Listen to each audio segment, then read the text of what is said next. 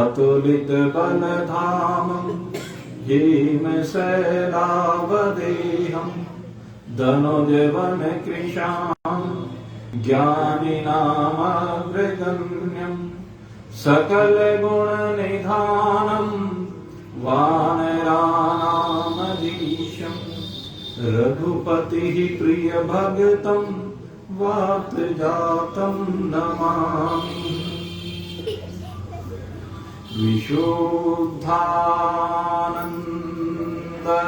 विशुद्धानन्दनामाय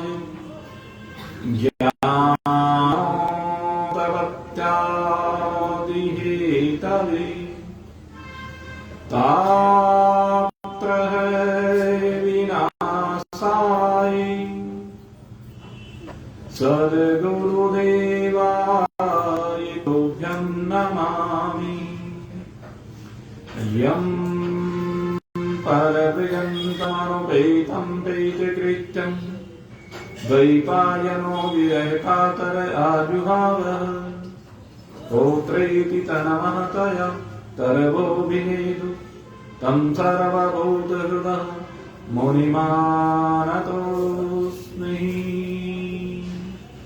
शङ्करं शङ्कराचार्यं केशवं बादराय नमः। सूत्रभाष्यकृतौ वन्दे भगवन्तौ पुनः पुनः। ईश्वरो गुरुरात्मेति मूर्तिभेदविभागिने व्योमवद्व्याप्तदेहाय दक्षिणामूर्तये नमः। ॐ पूर्णमदः पूर्णमिदं पूर्णात् पूर्णमुदच्यते पूर्णस्य पूर्णमादाय पूर्णमेवावशिष्यते।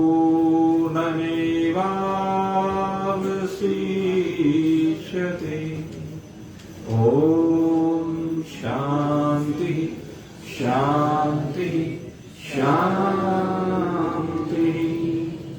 बोलिए सच्चिदानंद भगवान की जय। मोर मुकुट बंसी वाले श्यावर रामचंद्र भगवान की जय। उमापति महादेव की जय। पवन सुत हनुमान की जय। बोलो भाई बोलो भाई जय जय श्री राधे जय जय श्री राधे जय जय श्री राधे। बोल सचिया जोड़ा वाली माता तेरी चढ़ाई जय।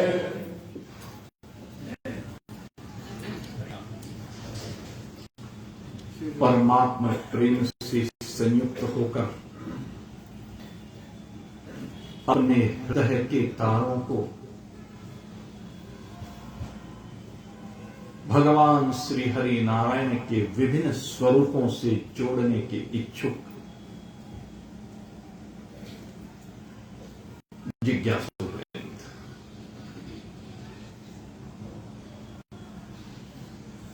आइए परमात्मा ने जो कृपा करके सर्वश्रेष्ठ मनुष्य का तन प्रदान किया है, इसका सदुपयोग करें।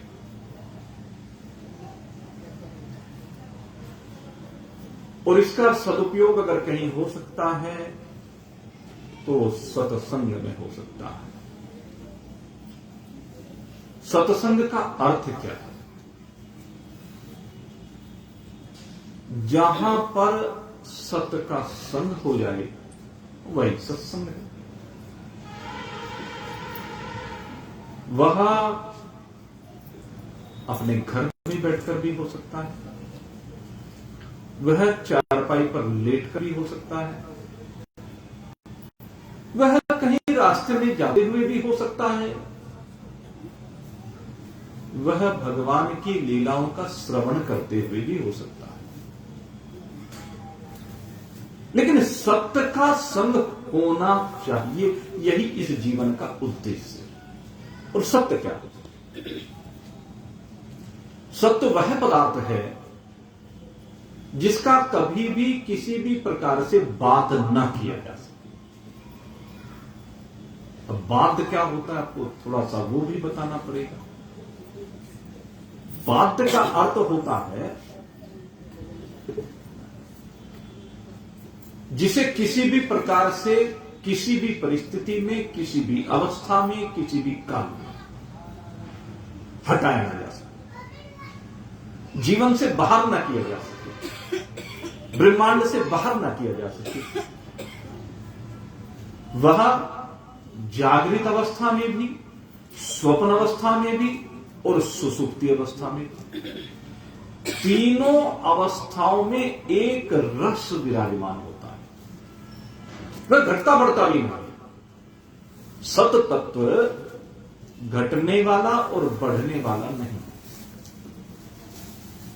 और काल की सीमाओं से परे है। जो काल हाजिरी देकर जा चुका, मान लीजिए लगभग 2 अरब वर्ष के लगभग इस सृष्टि को इस कल्प में बने हुए हो चुके हैं। 7वां मनवंतर चल रहा है। तो पिछले 2 अरब वर्ष से अब तक जो भी समय हाजिरी देकर के चला गया, जो भी घटनाएं हाजिरी लगा करके चली गई, जो भी जीव अपनी बोली बोल करके चले गए, चाहे वो कैसे भी थे, वो सब के सब भूत हो गए। इसको कहते हैं भूतकाल। और दूसरी बात है, एक वो काल है जो इस समय हमारे सामने हाजिरी लगा रहा है, और कितने समय के लिए हाजिरी लगा रहा है इसकी गणना कोई नहीं कर सकता। आप सेकंड को माइक्रो सेकंड में ले जाइए, लेकिन वर्तमान की गणना नहीं हो सकती। जैसे नदी का जल आपके सामने स्थिर नहीं रह सकता, नदी का जल निरंतर चलायमान है, वायुदेव निरंतर चलायमान है, कभी स्थिर नहीं रहते। और जैसे जागृत और स्वप्न की अवस्था में आपका मन भी निरंतर चलायमान है, वर्तमान टिकता ही है और भविष्य हाजिरी लगाने के लिए खड़ा हुआ है, इसलिए वर्तमान टिकता ही है। जैसे जब प्रसाद की लाइन लगती है, अगले वाले के ऊपर बहुत बोलता है, पीछे वाले जल्दी में रहते हैं कि हट सामने। भगवान के दर्शन की लाइन होती है, जिस समय भगवान के सन्मुख पहुंचते हैं, बांके बिहारी के सन्मुख पहुंचते हैं, द्वारिकाधीश के सन्मुख पहुंचते हैं, भगवान जगन्नाथ के सन्मुख पहुंचते हैं, बद्री नारायण भगवान के सन्मुख पहुंचते हो तो जी भर के लिए उनको आंखों में बसाने का मन करता है, लेकिन पंडित जी कहते हैं लाइन बहुत है और धक्का देकर के बाहर जाते हैं। आपको पता ही नहीं चलता उस भीड़ में कैसे बाहर निकल गए, समय ही नहीं मिला, अवसर ही नहीं मिला। और मैं गारंटी के साथ कहता हूं उस भीड़ में भगवान बद्रीनारायण किसी किसी बिरले को ही दर्शन देते हैं, अन्यथा तो आधे तो बस हाजिरी लगाकर आते हैं, कहने लगे इसका क्या फायदा, हम तो यहां दर्शन करने के लिए आए और हमें दर्शन हुए नहीं, हमें तो कोई फायदा नहीं हुआ। मेरे मित्रों, फायदा बहुत हुआ। आपकी आंखों की पकड़ में भगवान नहीं आ पाया वो अलग बात है, लेकिन भगवान की आंखों की पकड़ से आप बच नहीं सके, ये मेरे मित्र। आपने वहां जाकर जब हाजिरी लगा दी तो भगवान की नजरों में आ गए, उसकी नजर से कोई नहीं बच सकता, क्योंकि सहस्त्र शीर सह पुरुष सहस्त्राक्ष,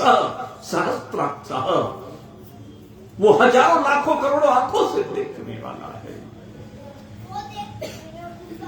तो भविष्यत हाजिरी लगाने के लिए तैयार खड़ा हुआ है, लेकिन कहते हैं जो भूत में भी एक रस रहा, आज भी वही एक रस है, और जो भविष्य में भी वही रहने वाला है। और जब भूत से पहले की बात करें, 2 अरब वर्ष से पूर्व की लगभग, जब तक सृष्टि का सृजन नहीं प्रारंभ हुआ था इस कल्प में, तो उस समय भी वो ज्यों का तो एज इट इज यूं ही विराजमान था, एक रस, उसमें कोई परिवर्तन नहीं है। और जब ये काल हाजिरी लगाकर चला जाएगा, ब्रह्मा जी का ये कल्प पूरा हो जाएगा, 4 अरब 32 करोड़ वर्ष, तो उसके बाद भी ये सत तत्व ज्यों का त्यों रहे।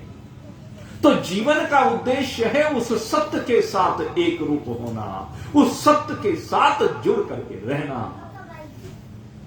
हम सत्संग तो कहते हैं, लेकिन वास्तव में सत्संग है क्या? बड़ भाग पावहि सत्संग। सत्संग के लिए कहा कि बड़े भाग से मिलता है। आप यहां आ गए, लेकिन इसका मतलब ये नहीं है कि सत्य का संग हो ही गया, ये मत सोच लेना। आप भगवान की कथाएं सुनने के लिए आ गए, ये जरूरी नहीं है कि आपको सत्य का संग आपको हो गया, ये जरूरी नहीं, क्योंकि सत्य का संग केवल तभी माना जाएगा जब किसी भगवान की कथा में बैठ करके आपका चित्त भगवान के साथ जुड़ जाए, आप भगवान से कहें तू मेरा है और मैं तेरा हूं, वो सत्य का संग है।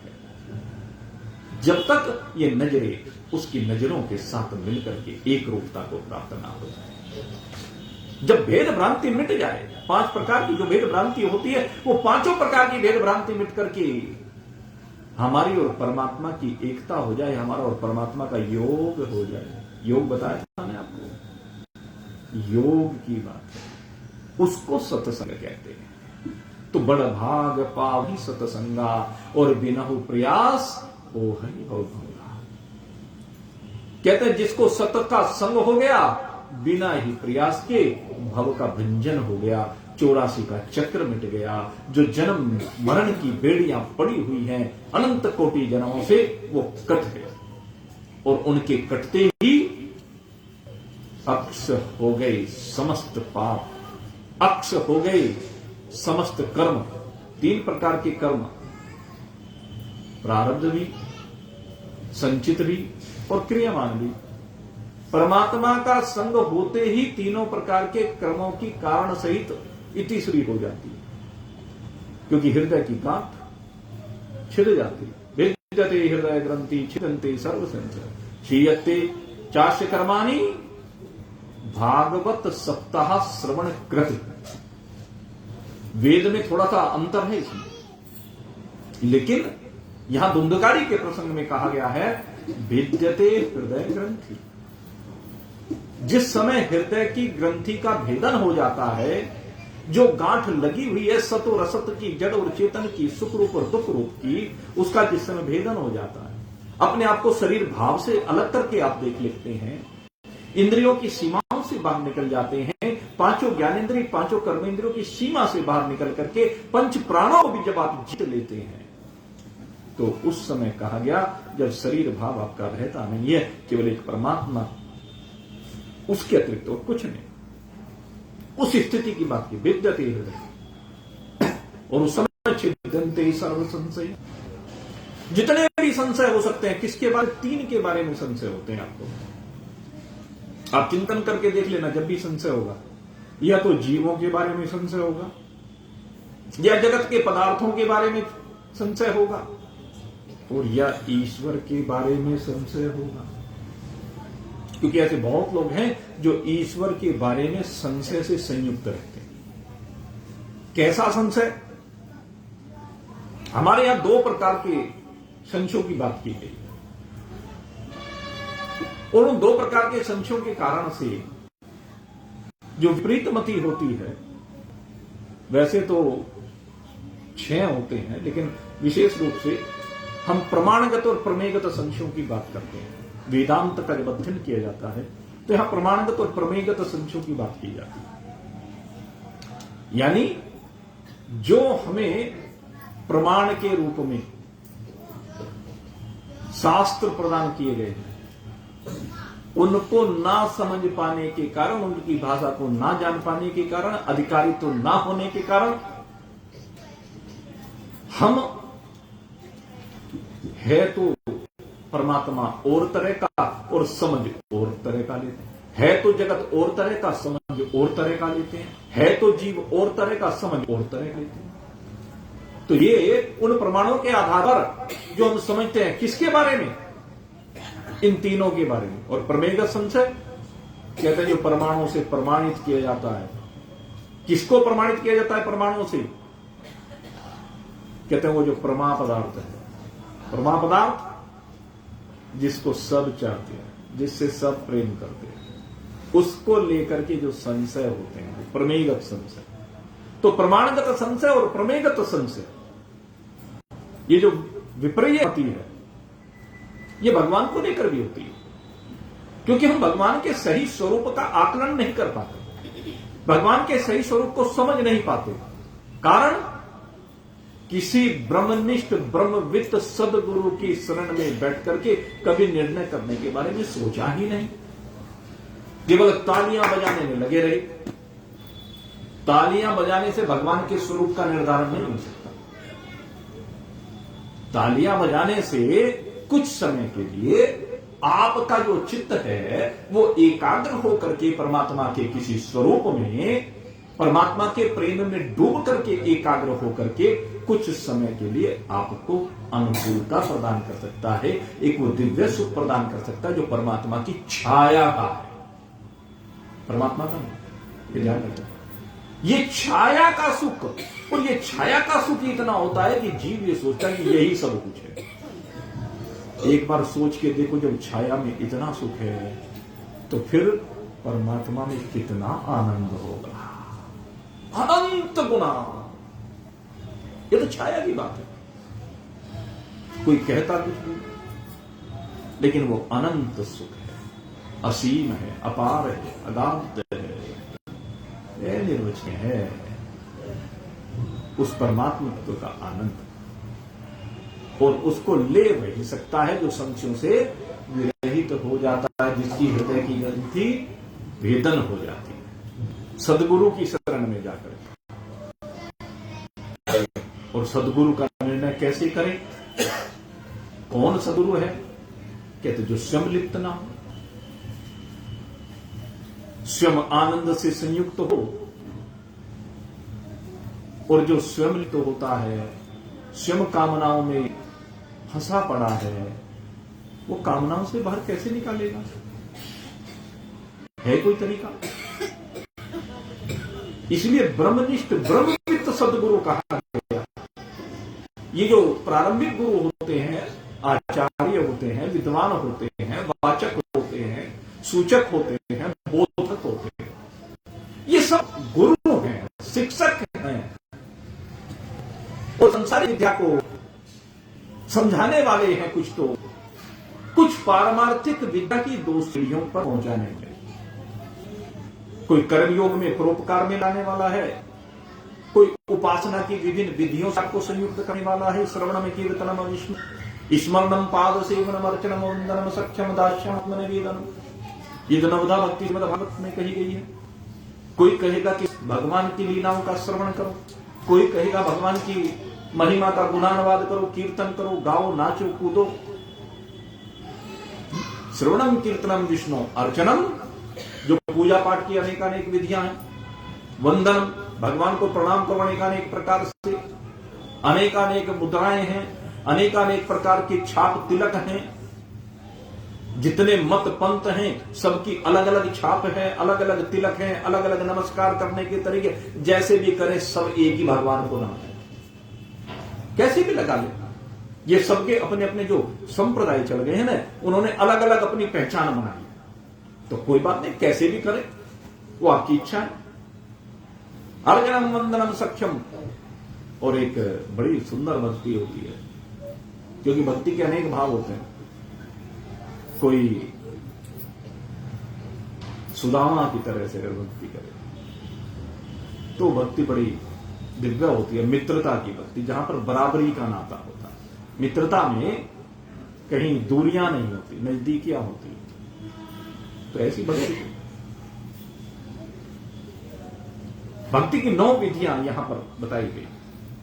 असली बात क्या है कि इस भक्ति के माध्यम से हमारे तार परमात्मा से जुड़ जाए, सीधी सी बात ये भक्ति। और सब अपने अपने तरीके से बता देते हैं, कोई किसी तरीके से, कोई, लेकिन सीधा सा योग दर्शन एक सूत्र देता है। इस सब का उद्देश्य क्या है? इस सब का एक ही उद्देश्य है, चित्त वृत्ति निरोधस्य योगः। आपके चित्त की जो वृत्तियां हैं, जो संसाराकार हो रही हैं, जो हर क्षण संसार में भटकती फिरती हैं, उन सब वृत्तियों को वहां से निकाल करके भगवान के किसी एक स्वरूप में स्थिर कर देना, सबका उद्देश्य यह है। लेकिन इससे भी बात बनने वाली नहीं है, मुक्ति इससे नहीं हो सकती, कल्याण इससे नहीं हो सकता। पूर्ण कल्याण कब होगा? आपको बताया था परसों। अगर पूर्ण कल्याण चाहते हैं तो परमात्मा और आप दोनों के बीच का भेद निवृत्त हो जाना चाहिए। गंगा जी की पूर्णता इसी में है कि वो सागर के साथ एक रूप हो जाए। मीरा की प्रेम की पराकाष्ठा इसी में है कि मीरा गिरधर के साथ एक रूप हो जाए। चैतन्य की चेतना उस चैतन्य समष्टि चैतन्य के साथ एक रूप होने में है। आपका रमण राम के साथ राम हो जाने में है। जो आप सबको आकर्षित करने वाला है, सबका दुलारा प्यारा, सबके आकर्षण का केंद्र है, उसके साथ रास होने में। रास माने कृष्णो हम कृष्णो हम कृष्णो हम, रास ये है, इसको रास कहते हैं। और यही सत्य का सत्य। और ये हृदय की ग्रंथि का भेदन होने से होता है। जैसे जैसे आपकी हृदय की ग्रंथि का भेदन होगा, संसार होने नहीं देता। संसार रोज परीक्षाएं लेता है, संसार रोज नए रूप में आपके सामने खड़ा हो जाता है। संसार बहुत बड़ा शत्रु है। जो कोई इस लाइन में आगे बढ़ता है ना, पैर खींचता है पकड़ पकड़ के। एक बार कोई प्रधानमंत्री कुर्सी पे बैठ जाए ना, कोई चैन से बैठने नहीं देता। ये कुर्सी तेरी नहीं है, इसको तो मैं तेरे छीन के रहूंगा। सारी दुनिया भर में यही चलता है। और यही होता है, जब भी कोई भगवान की ओर बढ़ता है तो भगवान की ओर बढ़ने में अनेक विघ्न आते हैं। लेकिन घबराइए मत, घबराइए मत, घबराने की आवश्यकता नहीं है। लगे रहो, जहां भी हो वहीं लगे रहो, जहां भी हो वहीं से प्रेम करो। किसी को दिखाना जरूरी थोड़े ना है कि मेरे हृदय में कितना प्रेम है परमात्मा के। संसार मना करता है, उसके सामने मत करो।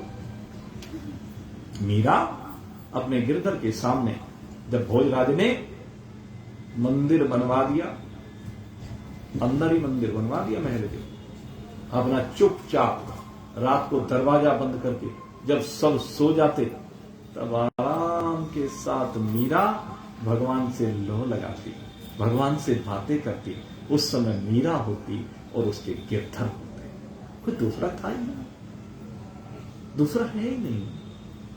मेरे तो गिरधर गोपाल, दूसरों ने कोई, मेरे तो गिरधर गोपाल, दूसरों ने कोई।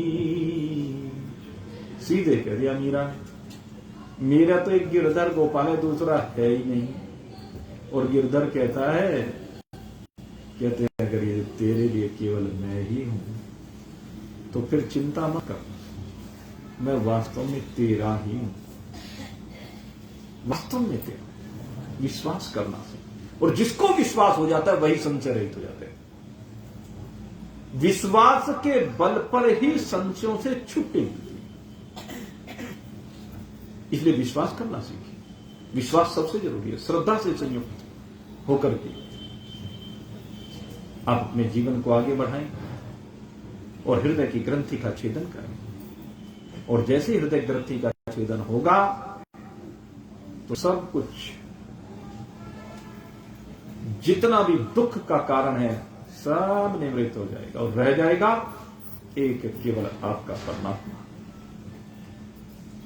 सप्ताह श्रवण कृते, भागवत में कहा सप्ताह श्रवण करते, वेद में कहा छिद्यन्ते सर्व संचया क्षीयन्ते चास कर्माणि तस्मिन् दृष्टि परावरे। थोड़ा सा ये भेद किया, जिसकी दृष्टि पर और अवर का सही से निर्णय कर लेती है वो इस स्थिति में विराजमान हो जाता है। और यहां कहा कि पर और अवर का अगर निर्णय करना है तो सप्ताह श्रवण करते, सप्ताह का श्रवण करने से पर और अवर का सही सही निर्णय हो जाता है, सत्य और असत का सही से निर्णय हो जाता है। इसलिए सप्ताह का श्रवण, ये भागवत कथा, इस सप्ताह का भली प्रकार से श्रवण किया जाए। और जो भली प्रकार से श्रवण करता है, एकाग्र चित्त के साथ श्रवण करता है, भगवान की लीलाओं में आनंद लेता है और भगवान की लीलाओं का अन्वेषण करता है, अनुसंधान करता है। और अनुसंधान करने के बाद देखता है किस प्रकार से भगवान ने किस भक्त के ऊपर कृपा कैसे की है। और जब वो समझ में आ जाता है तो अपने आप भी वैसा ही जीवन जीना प्रारंभ कर देता है। और जब वैसा जीवन प्रारंभ कर देता है जीना तो उसको भी मिल जाता है। भगवान सबके हैं भाई, भगवान देवताओं के भी हैं, भगवान असुरों के भी हैं। आपको बता, केवल ये मत सोचना कि भगवान केवल देवों को ही मिलते हैं, असुरों को भी मिल जाते हैं। असुरों में भी एक से एक भक्त हुआ है। प्रहलाद की बात आपको बताई थी, प्रहलाद भी तो असुर कुल में जन्म लेता है, लेकिन वो असुर कुल में जन्म लेने के बाद देवों से भी श्रेष्ठ है। और एक रावण है जो देवकुल में जन्म लेता है। ब्रह्मा जी के पुत्र पुलस्त मुनि, ब्रह्मा जी ने जब सृष्टि का सृजन प्रारंभ किया तो 10 मानस पुत्र उत्पन्न किए, उनमें से पुलस्त ऋषि एक हैं। उन्हीं पुलस्त के विसर्वा हुए और विसर्वा का ये दुष्ट हुआ पापी। आप सोच के देखो, विसर्वा ऋषि जैसे महान दिव्य विभूति और उनके यहां रावण पैदा हो गया, तो देव के यहां असुर पैदा हो जाए और असुर के यहां देव पैदा हो जाए, इस बात का कोई भरोसा नहीं है। देव और असुर ये हमारे मन की वृत्तियां, आपकी वृत्तियां जब शुभ कर्मों की ओर बढ़ती हैं तो देव हो जाती हैं और जब अशुभ की ओर बढ़ती हैं तो असुर हो जाती हैं। सीधी सी बात। और आप चिंतन करें, इसी प्रहलाद के कुल में देवों और असुरों के बीच संघर्ष होता ही रहता है। देवों और असुरों में संघर्ष होता रहता है। कहां बैठे हैं देवता और असुर? वहां मत सोचिए कि स्वर्ग में संघर्ष होता है, स्वर्ग को लेकर संघर्ष होता है। ये यहां बैठे हैं खोपड़ी में, सबकी खोपड़ी में बैठे हुए हैं। देवता भी और असुर भी सबकी खोपड़ी के अंदर बैठे हुए हैं। इस खोपड़ी को खंगाल के देखो और असुरों को मारने का प्रयास करो। ये असुर जब आपके जीवन में बाधा बनकर आते हैं, प्रतिकूलता लेकर आते हैं, तो देवता समझाते भी हैं। जो समझाने वाली वृत्ति है, एक अहंकारात्मक वृत्ति होती है, एक चित्त की चिंतनात्मक वृत्ति होती है। मन के संकल्प पर जब बुद्धि निश्चय करके देती है कि ये ठीक है, तो चित्त फिर कहता है कि चिंतन। अहंकार कहता है नहीं, मेरा स्वार्थ, मेरा भला। ये अहंकार आसुरी प्रवृत्ति को जन्म दे देता है और चित्त सदा दैविक प्रकृति को जन्म देता है। इसलिए आपके दो मन हुए रहते हैं और उन दो मनों में निरंतर संघर्ष चलता रहता है, निरंतर युद्ध होता रहता है। और फिर कौन सा जीत जाए, वह बात यह है। अगर आपका देव वाला मन जीत गया तो समझिए कल्याण हो गया, और असुर वाला मन जीत गया तो समझिए विनाश हो गया। इसलिए स्वार्थ का परित्याग करके मेरे मित्रों, आप दैविक प्रवृत्ति को अपना साथी बनाइए। और मैं प्रहलाद के वंश की बात कर रहा हूं। प्रहलाद के वंश में एक ऐसा ही असुर हुआ जिसने देवताओं के साथ मिलकर के समुद्र का मंथन भी किया। अमृत निकल गया, देवता पी गए। अब बड़ा परेशान हुआ। खैर वो युद्ध हुआ फिर दोनों के बीच में, और उस युद्ध में प्रहलाद का पुत्र बलि मारा गया। लेकिन असुरों के जो गुरु हैं, कौन है? शुक्राचार्य जी। ये शुक्राचार्य जी ये असुरों के गुरु हैं। और ये जो बृहस्पति से भी ज्यादा बलवान है। क्यों? क्योंकि इनके पास मृत संजीवनी विद्या है। ये मरे हुए को बिजला देता। गुरुदेव बृहस्पति के पास नहीं है, इसलिए गुरुदेव बृहस्पति का पुत्र कच्छ इन शुक्राचार्य जी से उस विद्या को सीखने के लिए गया। और जब कच्छ विद्या सीखने के लिए गया तो वहां कच्छ ने बड़े श्रद्धा के साथ इस विद्या को सीखना प्रारंभ किया। लेकिन वहां जब विद्या को सीख रहा था तो गुरु शुक्राचार्य की एक बेटी थी देवयानी, और देवयानी ने कच्छ को देखा और देख करके कहने लगी मेरे साथ विवाह करो। कच्छ कहने लगा तुम मेरे गुरु की बेटी हो, और गुरु की बेटी बहन होती है। ये हमारी दैविक संपदा है, नैतिकता है, संस्कार है, संस्कृति है। तुम मेरी बहन के समान कि हमारे असुरों में कोई रिश्ते नाते नहीं होते। जो असुर होते हैं वहां पर कुछ रिश्ते नाते नहीं होते। और गई अपने पिता के पास और पिता को कहा कि पिताश्री मेरा इसके साथ विवाह करा दीजिए। अब वैसे तो दोनों प्रतिद्वंदी हैं, बृहस्पति जी और शुक्राचार्य जी। जब देवताओं ने शुक्राचार्य जी को गुरु नहीं बनाया तो रुष्ट हो गए थे। उन्होंने बृहस्पति बना लिया था तो रुष्ट होकर के फिर इन्होंने असुरों का गुरुपद स्वीकार कर लिया था। अब वो द्वेष तो है, मन में भाव तो है, लेकिन बृहस्पति का पुत्र अपना जानता नहीं। शुक्राचार्य को अंदर से एक बार तो लगा, लेकिन फिर ब्राह्मण तो जागृत हो कहने लगे कोई बात नहीं। और उसने कहा कि ठीक है बेटी, मैं बात करता हूं। तो कच्छ के पास आया और कच्छ पा करके बात नहीं सीधा आदेश दिया कि तुम मेरी बेटी के साथ विवाह कर लो। कच्छ कहने लगे गुरुदेव कैसी बात करते हैं, मैं भला ऐसा कैसे कर सकता हूं, ये तो मेरी बहन है। कहता हमारी संस्कृति में कोई रिश्ते नाते नहीं होते हैं।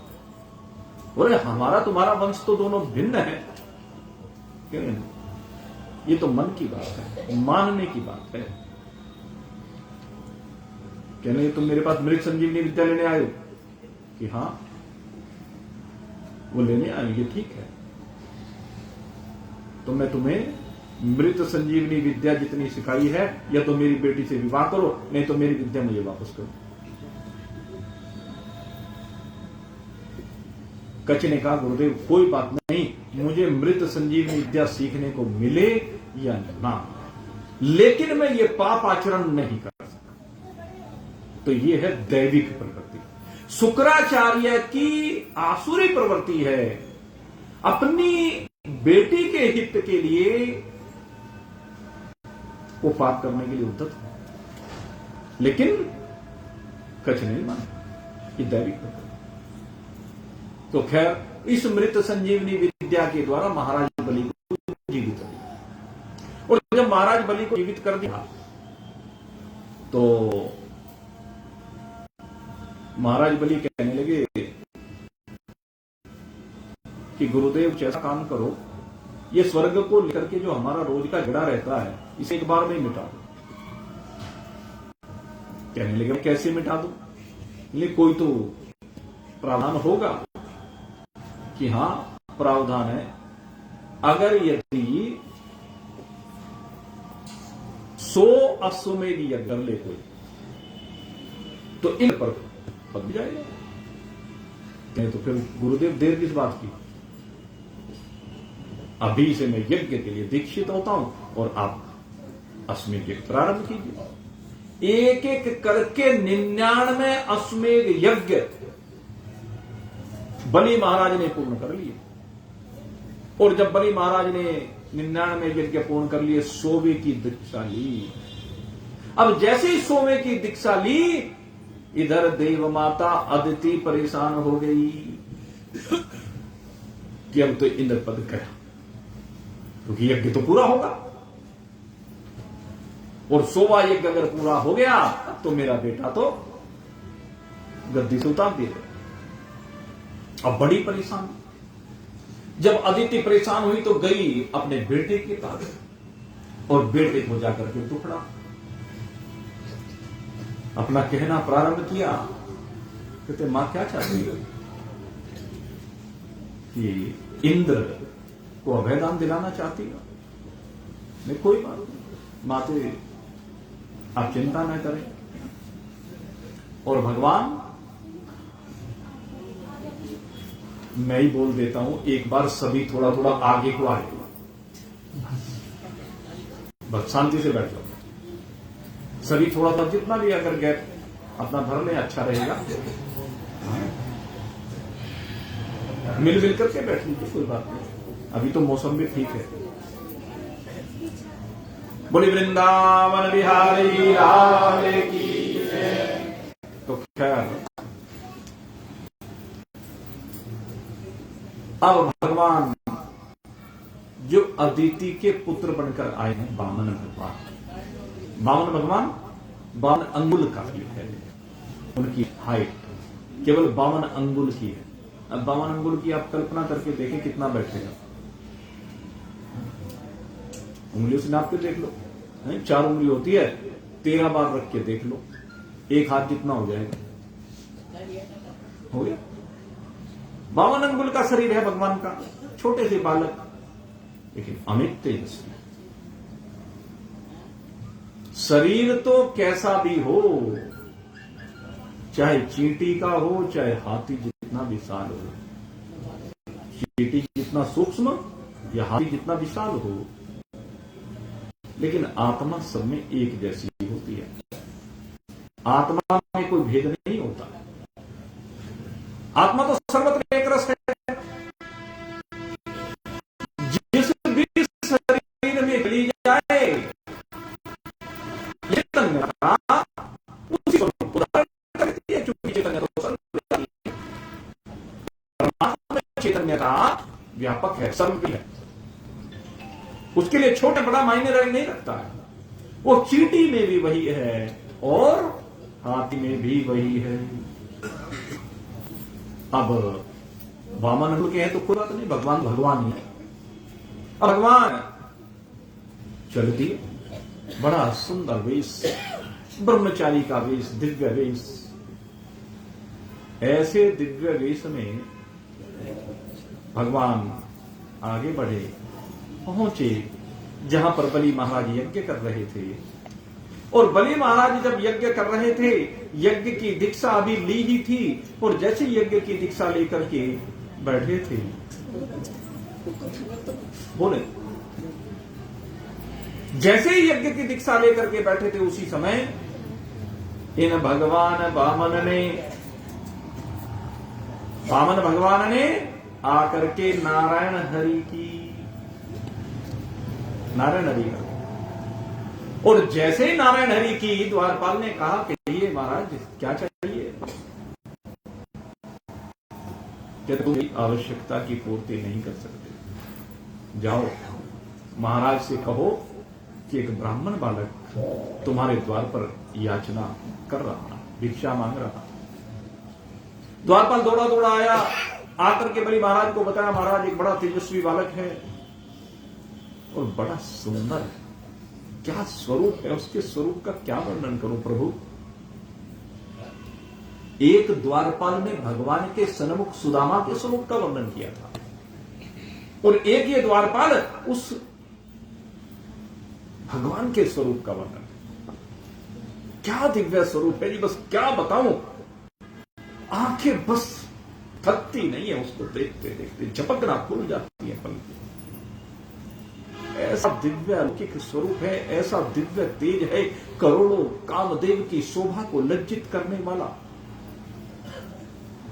हे प्रभु मेरी समझ में नहीं आया, और वो भिक्षा मांग रहा है, आपके द्वार पर खड़ा हुआ भिक्षा मांग रहा है, भिक्षाम दे, तो दे दो, जो चाहता है दे दो। नहीं महाराज, वो केवल आपसे भिक्षा लेना चाहता है। कहने बड़ी अच्छी बात है, अगर मेरे द्वार पर कोई याचक आए, कोई ब्रह्मचारी आया है, तो वो निराश होकर नहीं जाएगा, जाओ उसको भेज दो। और जैसे ही भगवान का पदार्पण हुआ, जहां यज्ञ वेदी पर बलि महाराज बैठे हुए थे, उस यज्ञ स्थल पर ऐसा लगने लगा कि जैसे एक साथ करोड़ों सूर्य उदय हो गए।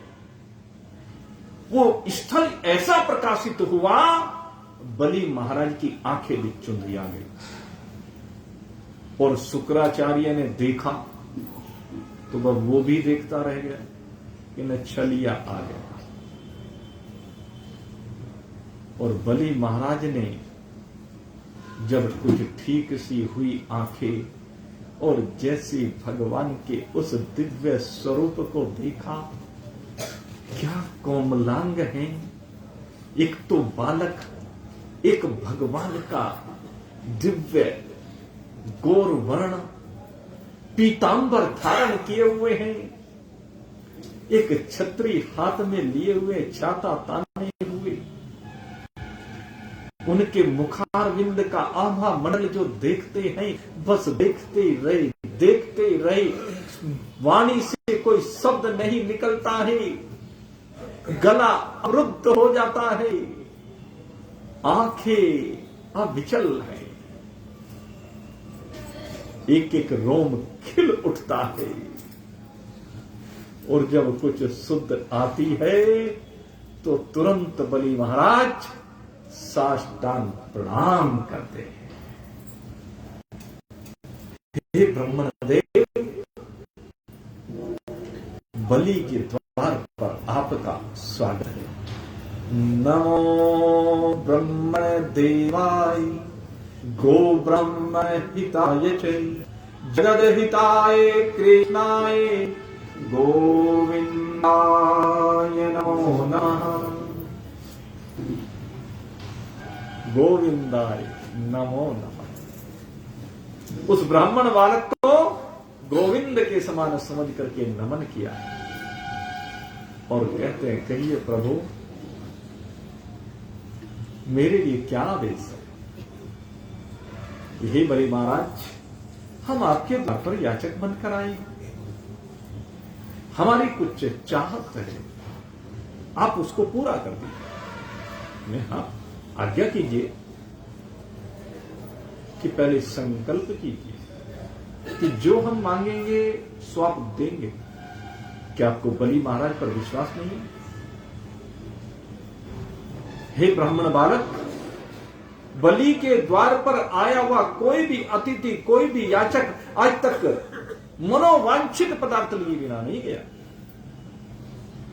फिर आप कैसे जा सकते हैं? आप चिंता न करें, आप आज्ञा कीजिए, जो आप कहेंगे सो मैं दूंगा। कि ठीक है, बस केवल संकल्प कर लीजिए। मैंने संकल्प करने के लिए तो आपको कहा, और क्या कह रहा है? कहने लगे, ठीक है प्रभु, मैं संकल्प कर लेता हूं। और धर्म पत्नी, सच्ची धर्मपत्नी, वो से भी आ गए। तुरंत वहीं पर कलश रखा हुआ था और उस कलश का जल, कौन सा कलश? जिसमें सब पवित्र नदियों का, सागर का जल विराजमान था, सब तीर्थों के जल का वो स्रोत, उस कलश का जल जैसे ही बलि महाराज के हाथ में देने लगी, तुरंत शुक्राचार्य जी बीच में आ गए। कहने, बलि क्या कर रहे हो? कि इनको संकल्प करने जा रहा हूं, जो ये मांगेंगे इनको दूंगा। ये ब्रह्मचारी बालक आपके सामने आए हैं। अरे कोई ब्रह्मचारी नहीं है, ये छलिया है, तुझे छलने के लिए आया है। कि ये देवों का हितैषी है, असुरों का विरोधी है, शत्रु है, इसने कभी हमारा भला नहीं चाहा, हमारे साथ हमेशा इसने गड़बड़ की है, इसलिए इसको कुछ नहीं देना। ये साक्षात विष्णु है। कहने, गुरुदेव आज कौन सी बात कर रहे हो? कौन सी विद्या सिखा रहे हो? आज तक तो आपने जो विद्या मुझे सिखाई वो ये सिखाई कि जब भी कोई याचक द्वार पर आए, खाली हाथ वापस नहीं जाना चाहिए, जो वो मांगे सो उसको देना है, और उसी आज्ञा का आज तक मैं पालन करते आया हूं। और आज आप ये कौन सी विद्या मुझे सिखा रहे हैं गुरुदेव? कि मैं तुम्हें सही कह रहा हूं, ये कोई याचक नहीं है, ये तो सर्वपोषक है, याचक बन के आया है, तुझे ठगने के लिए आया है, लूटने के लिए आया है। कहने लगे, गुरुदेव अगर यदि आपकी बात सत्य भी है तो भी मैं पीछे नहीं हटूंगा। इससे बढ़कर के सौभाग्य मेरे लिए क्या हो सकता है कि आज बलि के द्वार पर स्वयं भगवान श्री हरिनारायण याचक बनकर के आ जाए। इसलिए कृपया अब आप पीछे हट जाए। आपका जो काम था वो अब पूरा हो गया। गुरु का कार्य होता है भक्त को भगवान से मिलाने का। आज भक्त और भगवान आमने सामने हैं, अब तो दिल से दिल की बात होगी। ये मेरे भगवान हैं, मैं इनका भक्त हूं, इसलिए अब गुरुदेव आप पीछे हट जाइए। आपका जितना भी दायित्व था वो दायित्व अब परिपूर्ण हो गया। मेरे मित्रों, गुरु का दायित्व यही होता है। गुरु भगवान के द्वार पर लाकर के आपको छोड़ देता है, भगवान के सर्वमुख कर देता है। उसके बाद तो भक्त और भगवान की बात है। संत रैदास मीरा के बीच में आए क्या? भगवान का रास्ता दिखाने के बाद, भगवान को सर्व करने के बाद रैदास पीछे हट गए। कहते मैं भी भगवान की भक्ति करता हूं, मीरा तू भी कर। तेरे भी सामने गिरधर खड़ा है, मेरे भी सामने गोपाल खड़ा है। आज बलि महाराज के सामने साक्षात नारायण खड़े। कहते हैं प्रभु आज्ञा कीजिए। जल देने लगी और जैसे जल देने लगी, कलश की नली में जाकर बैठ गए शुक्राचार्य। जल बाहर ना आए, और जब जल बाहर नहीं आ रहा है, भगवान ने कुसा ली और कुसा को नली में डाला। जैसे कुसा को नली में डाला, शुक्राचार्य की एक आंख में जाकर के कुसा लगी। वहीं से शुक्राचार्य जी एक आंख से विहीन हो गए। अब भागे वहां से दौड़े, कहने लगे जा बलि, तू अब श्री विहीन हो जाएगा। तूने गुरु की आज्ञा का पालन नहीं किया, गुरु की अवज्ञा की है, अब तू श्री विहीन हो जाएगा, तेरी सब श्री जाती रहेगी।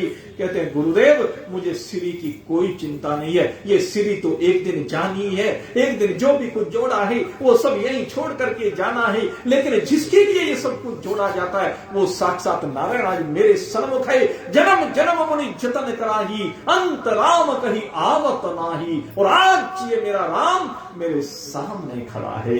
इससे बढ़कर के मुझे और किसी श्री की आवश्यकता नहीं है। जो स्वयं श्री का स्वामी है वो याचक बनकर के मेरे सामने खड़ा है। इससे बढ़कर के क्या बात हो सकती है?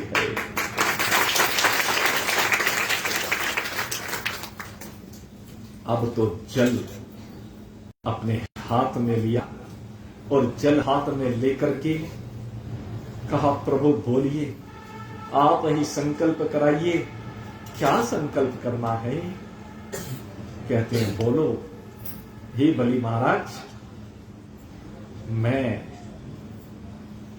प्रहलाद का पौत्र, विरोचन का पुत्र बलि आज इस ब्रह्मचारी बालक वामन को ईश्वर को साक्षी मानकर इस यज्ञ वेदी पर वचन देता हूं, यहां संकल्प करता हूं कि जो ये मांगेंगे वही इनको दूंगा दूंगा दूंगा। 3 बार बलि महाराज ने कहा दूंगा दूंगा दूंगा। तो भगवान ने कहा तूने 3 बार देने की बात की है, इसलिए हे बलि बस बहुत ज्यादा कुछ नहीं चाहिए, बस 3 ही पग भूमि चाहिए। हंसने लगे। बलि महाराज कहते हैं प्रभु क्या केवल 3 पग भूमि के लिए गुरु की अवज्ञा कराई? क्या इस 3 पग भूमि के लिए इतना सब कुछ ये खेल कराया? ये सब कुछ 3 पग भूमि के लिए? प्रभु कम से कम मेरी हैसियत के अनुसार तो मांगते, हम 3 पग भूमि?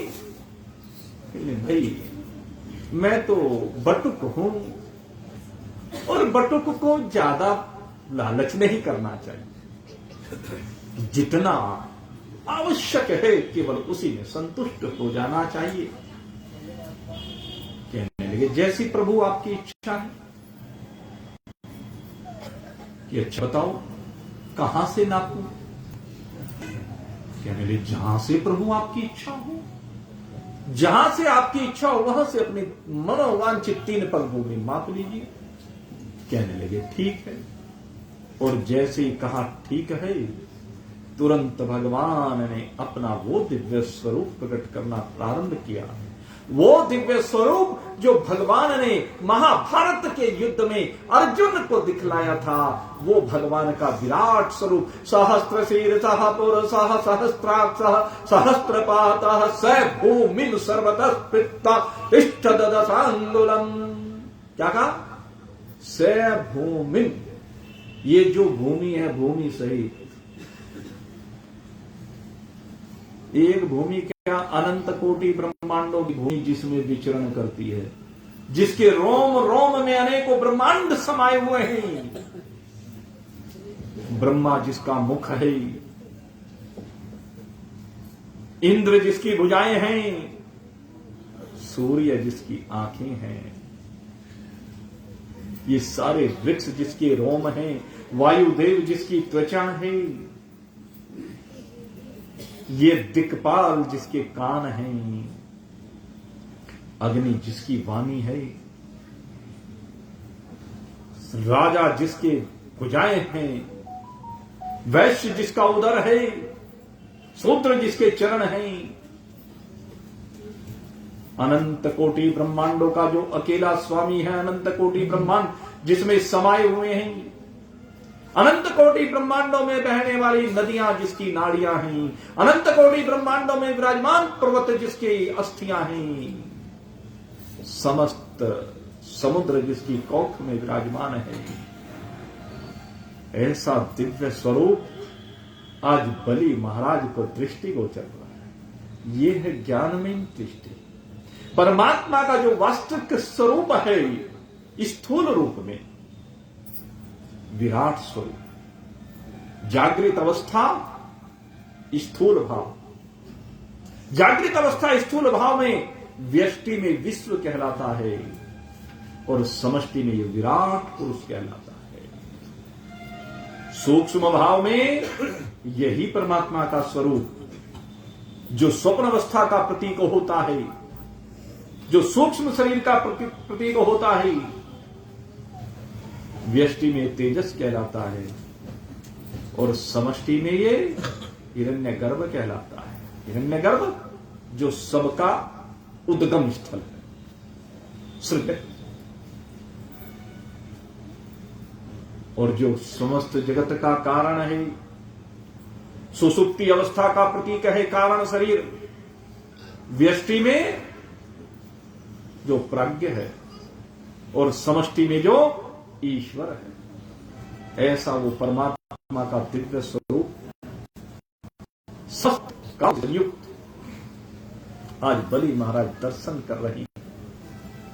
एक पग अब भगवान ने उठाया और एक पग में सारी भूमि को माप लिया।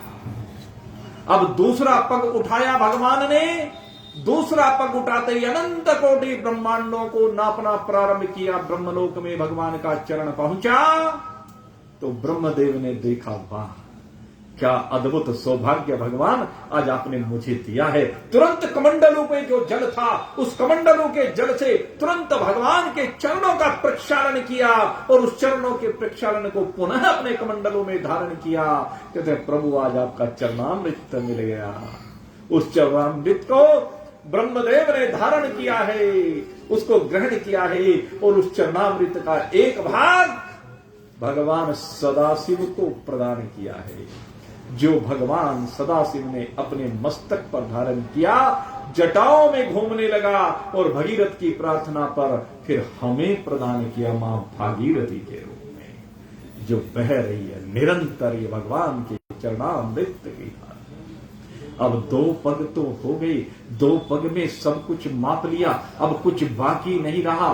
अब कहा भगवान ने अपने पार्षदों को कि ये बलि झूठा है।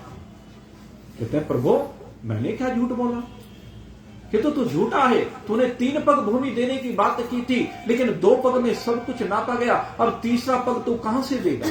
तेरे पास तीसरा पग देने के लिए कुछ भी नहीं है। कहते प्रभु नहीं, आप ऐसा मत कहिए। क्या आपने भक्त के ऊपर आत्मविश्वास नहीं है?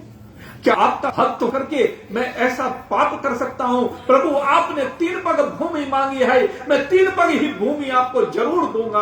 अरे कहां से देगा, तेरे पास तो कुछ भी नहीं बचा है। प्रहलाद जी आए हैं, आकर के भगवान की प्रार्थना करने लगे हैं, और जब भगवान की प्रार्थना की है, भगवान कहते प्रहलाद तो बीच में से हट जा, आज तेरी बात नहीं है। आज जब तेरी बात थी मैं तेरे लिए आ गया था, आज इस भक्त की बात है। प्रभु आपने तो कहा था अब मेरे वंश में कभी किसी को कुछ नहीं कहे, तो मैं कहा कुछ कह रहा हूं। अरे कुछ मांगने के लिए आया हूं, इसके दर पे याचक बन के आया हूं, इसलिए तू बीच में से हट जा। ये भक्त और भगवान की बात है, अब पीछे हट। प्रहलाद को पीछे हटाया, तू चिंता मत कर, न ही कल्याण कृत कच्चित दुर्गति गच्छते, क्योंकि जो कल्याण के मार्ग पर बढ़ गया, जो मेरे मार्ग पर बढ़ गया, हे प्रहलाद तुझे विश्वास नहीं है, जिसने सब कुछ अपना मुझे समर्पित कर दिया उसकी कभी दुर्गति हो सकती है क्या? इसलिए तू चिंता मत कर। हे भक्त, तो किसी को भी चिंता करने की आवश्यकता नहीं है जो भगवान के मार्ग पर बढ़ जाता है। हे बलि, अब तीसरा पग तो तू कैसे देगा? पार्षदों कैद करो इसको, जंजीरें में जकड़ दो, कैद करके इसको लेकर के जाएंगे। कहते हैं हाँ प्रभु, कैद करना आपका अधिकार है, कोई बात नहीं। आप अगर यदि मुझे कैद करना चाहते हैं तो जरूर कैद कर लीजिए, लेकिन प्रभु कैद करके कहां लेकर के जाओगे? हे प्रभु, अगर कैद ही करना है तो जल्दी से करो, और कैद करके मुझे अपने हृदय में बसा लो प्रभु, अपने हृदय में कैद कर। अब तू भावनाओं में मत बहा, बलि भावनाओं में बहाने की आवश्यकता नहीं है। तुम मुझे ये बता, अब तीसरा पग तू कैसे दे सकता है? प्रभु चिंता मत करो, अपने वचन को मैं जरूर पूरा करूंगा, तीसरा पग मैं जरूर दूंगा। और तुरंत भगवान के चरणों में अपने मस्तक को टिका देता है और कहता है प्रभु उठाइए अपने चरण और देखिए प्रभु, ये मेरा मस्तक आपके सामने हाजिर है। प्रभु अब अपना ये वचन मेरे शीश पर धारण कर दीजिए, तीसरा पग मेरे शीश पर रख दीजिए। और भगवान ने अपने चरण कमल को ऊपर उठाया है। क्या सौभाग्य आज बलि का, क्या अद्भुत सौभाग्य इस बलि का कि आज भगवान के चरण कमल उसके शीश पर विराजमान हो रहे हैं। अभी तक तो केवल भक्त भगवान के चरण कमलों की रज अपने शीश पर धारण किया करते थे, या भगवान के चरण कमलों को पखार करके उनका चरणामृत ग्रहण करके अपने जीवन को पावन किया करते थे। लेकिन ऐसा सौभाग्य आज तक और किसी को नहीं मिला, केवल बलि महाराज को आज ये सौभाग्य मिल रहा है, जिनके चरण कमल कमला की कर तल से न निकलते देखा।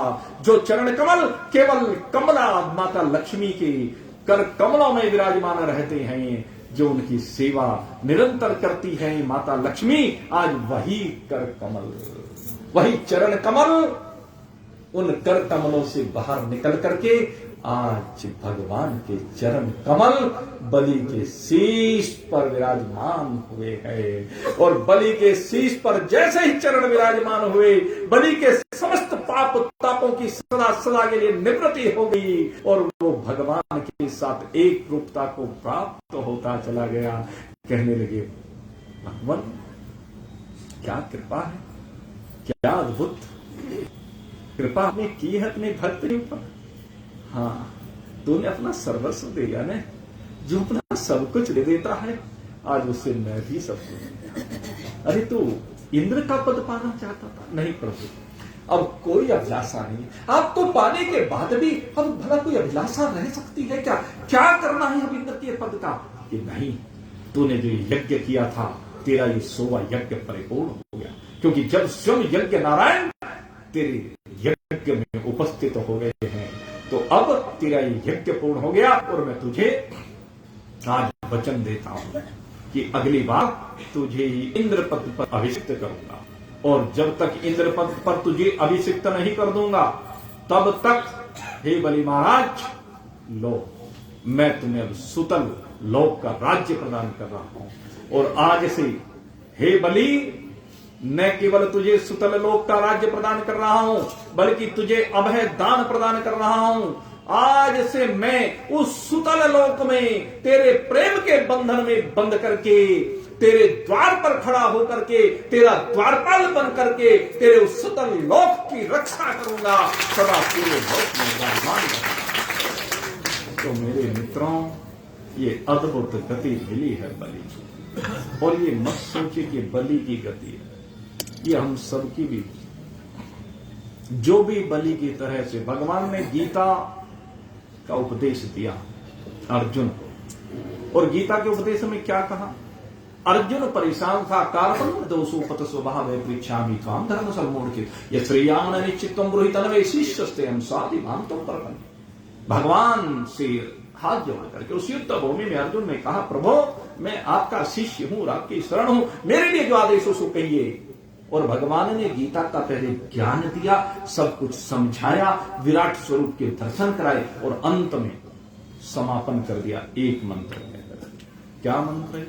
सर्वधर्मान परित्यज्य मामेकम शरणं व्रज। बलि ने क्या किया? ये नहीं किया क्या? बलि ने यही किया, सर्वधर्मान परित्यज्य, सारे धर्मों का परित्याग कर दिया, सारे नाते रिश्ते सब एक तरफ कर दिए, अनन्य भाव से। अनन्य से चिंतन्तो माम ये जना परिपासते तेषां नित्ययुक्तायां योगक्षेम वहाम्यहम्। भगवान क्या करते हैं? जो ऐसा करता है अनन्य चित्त से, भगवान के अतिरिक्त जिसका चित्त कहीं और नहीं जाता है, तो उसके लिए क्या करते हैं? उसका योगक्षेम भगवान करते हैं, द्वारपाल बन गए। इससे बड़ा भी कोई काम हो सकता है क्या? भगवान दरवाजे पर पहरा दे रहे हैं, हमारे दरवाजे पर भगवान पहरा दे रहे हैं, ऐसे हो गए लोग। ऐसा सौभाग्य बलि का। तो जिसने भी सब धर्मों को त्याग करे भगवान की शरण को। और दूसरी बात क्या की? कहते जितने भी पाप हैं, जितने भी आपके संचित कर्म हैं, प्रारब्ध हैं, सब अहम त्वा सर्व पापेभ्यो मोक्षयिष्यामि मा शुचिः। कहते तुझे मुक्त कर रहा हूं सब पापों से, कोई पाप नहीं रहते, सब पावन हो गया। इस यज्ञ वेदी की अग्नि में जल करके सब भस्म हो गया। मन मना भव मद भक्ता मध्याजि माम नमस्कुरु मामे वैश्य सत्यम ते प्रतिजाने प्रियोसी में। क्यों? क्योंकि तूने अपने मन को केवल मेरे में लगाया, गुरु और शिष्य के नाते को भी एक और कर दिया, गुरु को भी बीच में से हटा। मन मना भव मद भक्ता, केवल मेरी भक्ति किया, मेरा ही पूजन किया। मध्याजिमाम नमस्कुरु, केवल मुझे नमस्कार किया। इसलिए जो ऐसा करता है सत्य है जान, सत्यम ते प्रियो असि। मैं सत्य तुझसे प्रतिज्ञा करके कह रहा हूं, भगवान प्रतिज्ञा करते हैं गीता में यहां पर। मैं सत्य प्रतिज्ञा करके कह रहा हूं कि जो भी ऐसा कर लेगा मुझे उससे अधिक प्रिय कोई हो ही नहीं सकता। वो अत्यंत प्रिय। तो भगवान को बलि महाराज अत्यंत प्रिय है और वही प्रत्येक भक्त भगवान को प्रिय है, जिसने अपना संपूर्ण समर्पण भगवान के चरणों में कर दिया है। ये श्रीमद् भागवत कथा सारी ऐसे भक्तों की कथा है, एक से बढ़कर एक। भगवान के जितने भी अवतार हुए, अब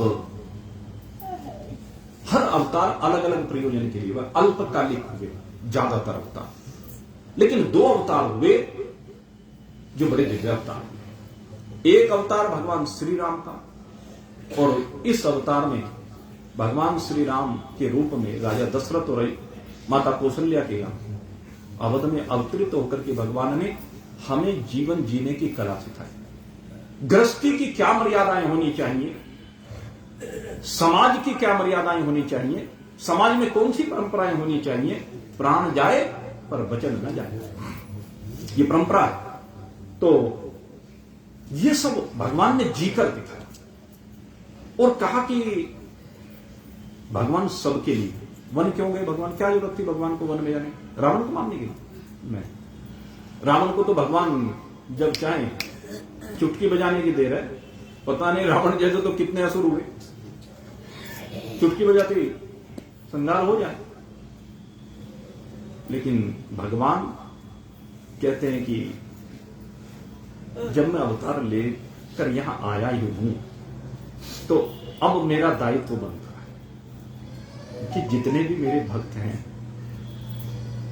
जो पता नहीं कब से मुझे पुकार रहे, कहते रोज मेरे दरवाजों पर आते हैं, नमन करते हैं, सिर झुकाते हैं, कहते अब उन सब भक्तों के पास मैं स्वयं जाऊंगा। इसलिए एक एक भक्त जो भी भगवान का उसमें था, सबके दरवाजे पर भगवान श्री राम स्वयं है। इसलिए था मर्यादा पुरुषोत्तम। और दूसरे अवतार की अगर हम बात करें तो भाई वो तो 16 कला संयुक्त अवतार है, सर्वगुण संपन्न अवतार है। उससे बड़ा कोई अवतार अब तक भगवान का नहीं। भगवान नारायण ने ये अपना सबसे प्रमुख अवतार हमारे सामने द्वापर युग में भगवान ऐसे अलौकिक रूप में आए, ऐसा आकर के सब भक्तों को लुभाया कि सब उनकी ओर आकर्षित होते चले गए, बंधते चले गए उनके प्रेम में। ऐसा दिव्य अवतार ये कृष्णा अवतार है। और इस अवतार में कोई ऐसा प्रयोजन नहीं जो भक्तों ने जिस भी रूप में, जहां पर भी, जैसे भी पूरे कल्प में भगवान को ध्याया है, किसी प्रयोजन को बीच में नहीं छोड़ा, एक बार इस सबको तार के चले। ये ऐसा होता है। भाई नरसिंह अवतार लिया तो किसे तार के गए? प्रहलाद को। हरि अवतार लिया तो किसे तारा? ध्रुव को या गज को। दोनों दो बार हरि अवतार हुआ। भगवान ने अवधूत दत्तात्रेय जी का अवतार लिया तो किसे तारा? यदु महाराज को। कपिल भगवान का अवतार लिया तो किसे तारा? देवहूति को। पृथु भगवान का के रूप में भगवान आए तो किसे तारा? पृथ्वी को। ऐसे ये वामन अवतार लिया, अभी आपने कथा सुनी तो बलि महाराज को तारा। वराह रूप धारण किया तो हिरण्याक्ष। और मत्स्य अवतार लिया तो उसमें सत्यव्रत को। कच्छप अवतार लिया तो देवताओं को। धन्वंतरी अवतार भगवान लेकर तो वो भी देवों के लिए लेकर आए। ऐसे जितने भी भगवान ने अवतार लिए, भगवान परशुराम जी बनकर आए तो परशुराम जी बनकर के आए तो एक मर्यादा स्थापित की कि शक्ति का अभिमान नहीं करना चाहिए किसी को। राजाओं को शक्ति प्राप्त करने के बाद दुष्टों से रक्षा करनी चाहिए प्रजा, उन्हें आपत्ति नहीं होना चाहिए। इसलिए भगवान परशुराम का अवतार लेकर के आए। एक से बढ़कर एक जो भी अवतार लिए उनमें सब में सीमित प्रयोजन,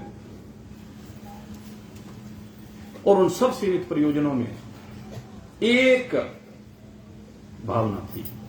और वो कौन सी भावना? जो स्वयं भगवान ने कही है। भगवान जो अवतार लेते हैं उसका कारण भगवान अपने आप कहते हैं, अपने मुख से कहते हैं अर्जुन को। यदा यदा हि धर्मस्य ग्लानिर्भवति भारतः अभ्युत्थानमधर्मस्य तदात्मनं सृजाम्यहम् परित्रणाय साधूनां विनाशाय च दुष्कृतः धर्म संस्थापनार्थाय संभवामि युगे युगे जन्म कर्म च मे दिव्यम् एवं यो वेति तत्त्वतः त्यक्त्वा देहं पुनर्जन्म नैति मामेति सो अर्जुनः वीतरागः क्रोधा मनमया मामुपाश्रिता बहवो ज्ञान तपसः पूता मद्भावम् आगता ये यथा माम प्रपद्यन्ते तांस्तथैव भजाम्यहम् मम वर्तम् अनुवर्तन्ते मनुष्य पार्थ सर्वशः। पूरा प्रयोजन बता दिया। भाई जब धर्म की हानि होती है, यानी आसुरी शक्ति हावी होने लगती है, पाप करने चल लगती है, अत्याचार करने लगती है, और ऐसा अत्याचार हो जाए कि जो धर्मात्मा राजा हैं वो उन अत्याचारियों का विनाश ना कर सके। क्योंकि जब जब अत्याचार होता है तो पहले भगवान अपने दूतों को भेजते हैं, या कह लीजिए अपने सेवकों को भेजते हैं, अपने पार्षदों को भेज देते हैं। जैसे हमारे उत्तर प्रदेश में हुआ, उत्तर प्रदेश में हुआ ना, आप चिंतन करके देखें क्या वातावरण था और अब क्या वातावरण है। जमीन आसमान का फर्क आ गया। तो ये क्या है? ये भगवान के पार्षद आते हैं। जब ये अपनी शक्ति सामर्थ्य के द्वारा असुरों का संहार कर देते हैं। एक संत आकर के, संत वेश में, संत का काम राज्य करने का थोड़ा ही ना है, लेकिन करना पड़ता है कभी कभी। परशुराम जी का काम कोई युद्ध करना थोड़ा ही ना था, ब्राह्मण शरीर को धारण किया था, लेकिन जब देखा तो उनको शस्त्र उठाने पड़े। इसीलिए यहां पर महात्माओं को भी अब इस लाइन में आना पड़ा। और जब आए तो आप देख लीजिए, धर्म का राज्य, उसका प्रभाव अलग ही दिखाई देता है। यद्यपि पूरी तरह से नहीं स्थापित हुआ, लेकिन क्योंकि पूरी तरह से स्थापित करने के लिए तो भगवान को स्वयं आना पड़ता है। जब आसुरी शक्ति इतनी बढ़ जाए कि पृथ्वी भी परेशान हो जाए, और पृथ्वी गौ का रूप धारण करके ब्रह्मा जी के पास पहुंची ब्रह्मा जी। कब पहुंची? जब द्वापर का अंतिम चरण चल रहा था, द्वापर युग का अंतिम चरण। और इस धरा पर सर्वत्र जहां भी देखें वहीं असुर ही असुर, असुर ही असुर, असुर ही असुर। और जब सर्वत्र असुर साम्राज्य स्थापित हो गया तो उस असुर साम्राज्य के स्थापित होने पर पृथ्वी परेशान हुई। ब्रह्मा जी के पास गई और जाकर कहने लगे, प्रभु ये क्या कर दिया, ये इतने असुर मुझे पीड़ित कर रहे हैं, प्रभु कुछ करो। ब्रह्मा जी कहने लगे, मैं क्या कर सकता हूं भाई, कहते इनका विनाश करो, इनका भार मुझसे सहन नहीं हो रहा है, कि वो तो भगवान ही कर सकते हैं। कि चलो फिर भगवान को पुकारो।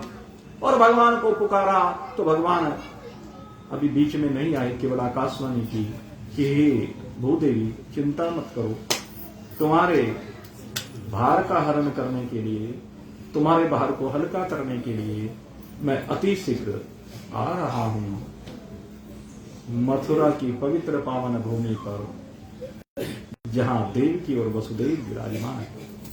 ये देवकी और वसुदेव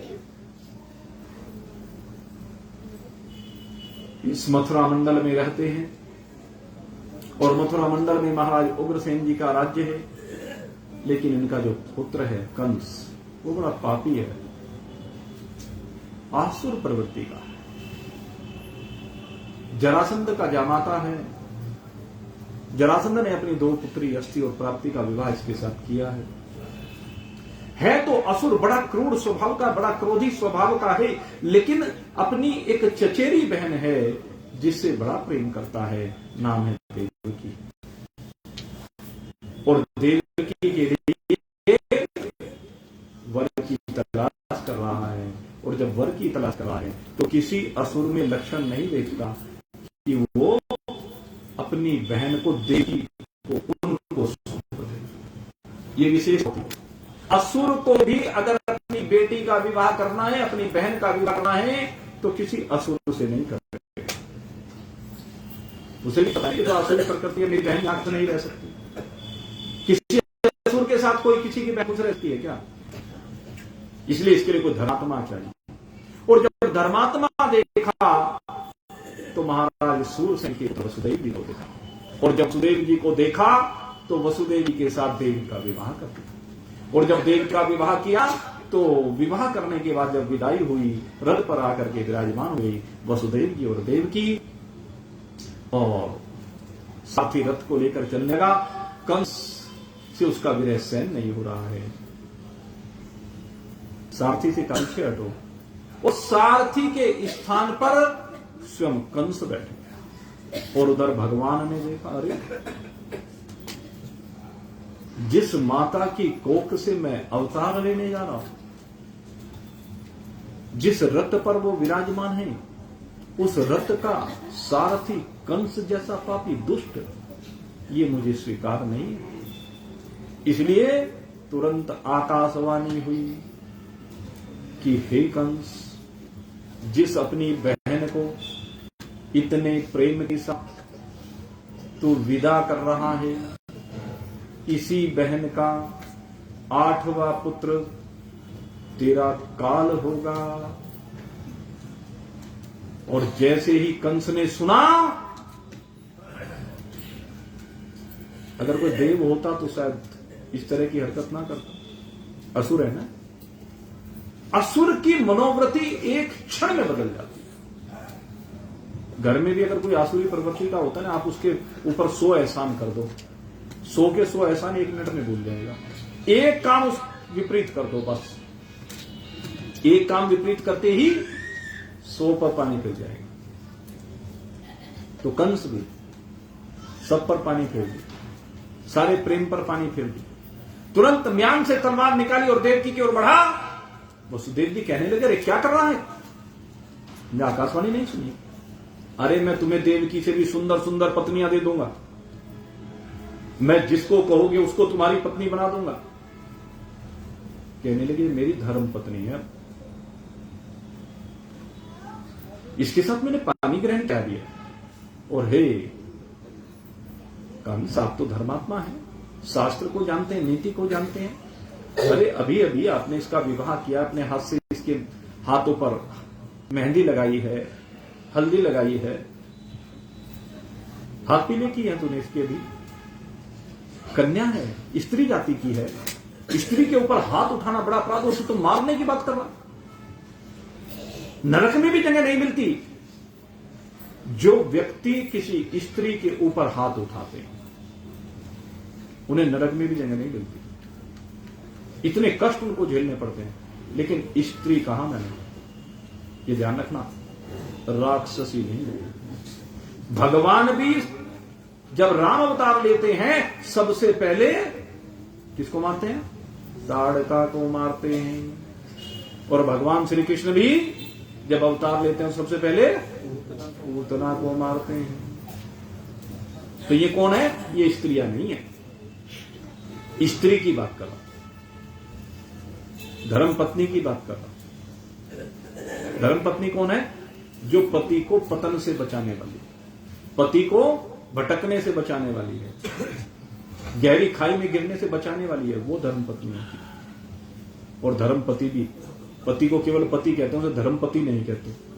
चलो वो फिर कभी व्याख्या करें, हम तो बात नहीं करें, फिर दूसरा विषय चलता है। तो खैर वसुदेव जी ने रोका, कहने वसुदेव जी तुम कुछ ही कहते रहो, मैं छोड़ने वाला नहीं। कहने लगे, भाई तू अवसर दे, कि अवसर मुझे कुछ नहीं लेना, मुझे किसी अवसर से भी लेना देना नहीं है, मैं इसको छोड़ूंगा, क्योंकि इसकी कोख से मेरा काल पूरा होने वाला है, इसलिए मैं इसको छोड़ूंगा नहीं। अब तो वसुदेव जी ने स्थिति को देखा और कहा कि मैं एक बात बता कर, वाक पटुता है, चातुर्यता है, सत्यनिष्ठा, ईमानदार है। इसलिए वासुदेव जी ने कहा, अच्छा एक बात बता, तुझे खतरा किससे है? कहने लगे, इसके 8वें पुत्र से। तो मैं तुझे आज संकल्प करता हूं, तुझे वचन देता हूं कि मैं अपने प्रत्येक पुत्र को जन्म लेते ही तेरे पास ले तुझे सौंप दूंगा, फिर तेरी जैसी इच्छा वैसा करना। अब कंस के सर में ये बात तो आ गई, कहने लगे ठीक है भाई, एक बालक की हत्या करने में क्या फर्क पड़ा, वो तो मैं चुटकी बजाते कर दूंगा एक बालक की, जब ये संतान पे ही मुझे दे देगा। और कंस बात मान लेता है। वसुदेव जी भी अपने वचन के मुताबिक जैसे पहला पुत्र उत्पन्न होता है तुरंत लेकर आ गए और वो पुत्र सौंप दिया, कीर्तिमान उसका नाम रखा। कंस ने कहा, वसुदेव जी इससे मेरा क्या द्वेष, नहीं मेरा शत्रु है, मुझे तो 8वें पुत्र की बात है, इसको ले जाओ, छोड़ दिया। लेकिन इतने में फिर चंडाल चौकड़ी जम गई। संघ का प्रभाव होता है, संघ का रंग चढ़ता। अब वो तो दुष्टों के संग में रहता था, असुरों के संग में रहता था, तो चंडाल चौकड़ी हर समय वहां रहती थी। अब वो जब चंडाल चौकड़ी इकट्ठी हो गई तो कहने क्या कर रहे हो? उधर से नारद जी को पढ़ा दिया देवताओं, भ्रमित कर दिया। कैसे भ्रमित कर दिया? 8 दल वाला, 8 पत्तियों वाला कमल लेकर के आए और भरमा दिया। कहने लगे कौन सी पत्ती पहली, कौन सी दूसरी, कौन सी तीसरी, एक एक करके 8 तक गिनती कराते चले गए। और जब 8 तक गिनती कराए, बता के कौन सा पहला, कौन सा दूसरा, कौन सा 8वां। अब भ्रमित हो गया कंस, कहना क्या कहना चाहते हो? कहने लगे आकाशवाणी ने 8वें पुत्र की बात की थी, ये तो नहीं कहा था कि पहले से 8वां कि अंतिम से 8वां। कहने लगे अभी बात तो नारद जी तुम ठीक कह रहे हो, तुम तो बड़े हितैषी हो, तुम तो बड़े हितैषी हो हमारे। कहने हाँ भाई मैं तो काय दिन बात करता हूं। कहने लगे ठीक है कोई बात नहीं, अब गया वसुदेव जी के पास, उठा करके बालक को लाया, ला करके शिला से पटक करके पूरी मार। अब तो एक एक करके 6 पुत्रों को कंस ने मार डाला। 7वें के रूप में शेष भगवान का आगमन हुआ देवकी के गर्भ में, और 7वें को प्रसव होने से पहले ही योग माया को भगवान ने भेज दिया, और संकर्षण के द्वारा देवकी के गर्भ से शेष भगवान का संकर्षण किया योग माया ने, और ले जाकर के नंद बाबा के यहाँ गोकुल में उनकी दूसरी पत्नी रोहिणी रह रही थी। रोहिणी के गर्भ में भगवान शेष को स्थापित किया, और 5 दिन बाद, केवल 5 दिन गर्भ में रहे वहां पर रोहिणी के। 5 दिन बाद रोहिणी ने बड़े सुंदर दिव्य बालक को जन्म दिया, और ये बालक भगवान का अग्रज है। यहाँ पर अग्रज बन के आया है। और कौन है ये? स्वयं भगवान शेष हैं, अनंत हैं। बोलिए कृष्णाग भगवान की। और अब तो सब प्रतीक्षा करने लगे, क्योंकि आकाशवाणी तो सबने सुनी। अब संतों ने, ऋषियों ने, मुनियों ने, जो विरक्त महात्मा हैं, सबने आकर के यमुना जी के किनारे पर कुटिया बना ली, क्योंकि सबको, भक्तों को तो विश्वास होता है, कंस के ऊपर किसी को विश्वास नहीं। सबको पता है भक्तों को कि चाहे कंस कुछ भी कर ले, लेकिन भगवान का बाल विवाह का नहीं कर सकता। अब हमें भगवान का दर्शन होगा, न केवल दर्शन होगा, इस ब्रज भूमि पर हमारे भगवान आएंगे तो उनके साथ लीलाएं जो होंगी, उन लीलाओं में भाग लेने का अवसर मिलेगा। इसलिए देवताओं ने भी अपने अंश प्रकट किए हैं, किसी ने किसी रूप में, किसी ने किसी रूप में वहां पर आकर के अवतार लिया है। और इधर अब भगवान का दिव्य तेज देवकी के कोख में आकर के विराजमान हुआ है। दिन प्रतिदिन देवकी का तेज बढ़ता जा रहा है। सारा कारागार जहां इनको कैद करके रखा गया है वो जगमगा रहा है। कंस को भी अब आभास होने लगा कि यही है, यही है, मुझे मारने वाला आ गया है, इसको छोड़ूंगा नहीं। रोज प्लानिंग करने लगा। और इधर धीरे धीरे समय बीतता जा रहा है। भक्त प्रतीक्षा कर रहे हैं, संत प्रतीक्षा कर रहे हैं, वैष्णव प्रतीक्षा कर रहे हैं, देव की वासुदेव प्रतीक्षा कर रहे हैं, हम सब भी प्रतीक्षा कर रहे हैं कब हमारे जीवन में भगवान का अवतरण हो। सब प्रतीक्षा कर रहे हैं, सब पुकार रहे हैं, सब बुला रहे हैं भगवान को। प्रभु अब सहन नहीं होता है, ये अत्याचार सहन नहीं हो रहा, ये अधर्म सहन नहीं हो रहा, ये पाप सहन नहीं हो रहे। प्रभु अपने भक्तों के ऊपर अब कृपा कर दो, अब हमसे रहा नहीं जा रहा है। आ जाओ, आ जाओ, आ जाओ, हरि आ जाओ, हरि आ जाओ, हरि आ जाओ एक बार, मेरा छोटा सा संसार। हरि आ जाओ एक बार, मेरा छोटा सा संसार। हरि आ जाओ एक बार, मेरे प्राणों के आधार। हरि आ जाओ एक बार, हरि आ जाओ, हरि आ जाओ, हरि आ जाओ एक बार। ये जग एक गहरा सागर है, ये जग एक गहरा सागर है, सिर धरी पाप की गागर है। कुछ हल्का कर दो भार। हरि आ जाओ, हरि आ जाओ, हरि आ जाओ एक बार, मेरा छोटा सा परिवार। हरि आ जाओ एक बार, हरि आ जाओ, हरि आ जाओ, हरि आ जाओ एक बार, हरि आ जाओ एक बार।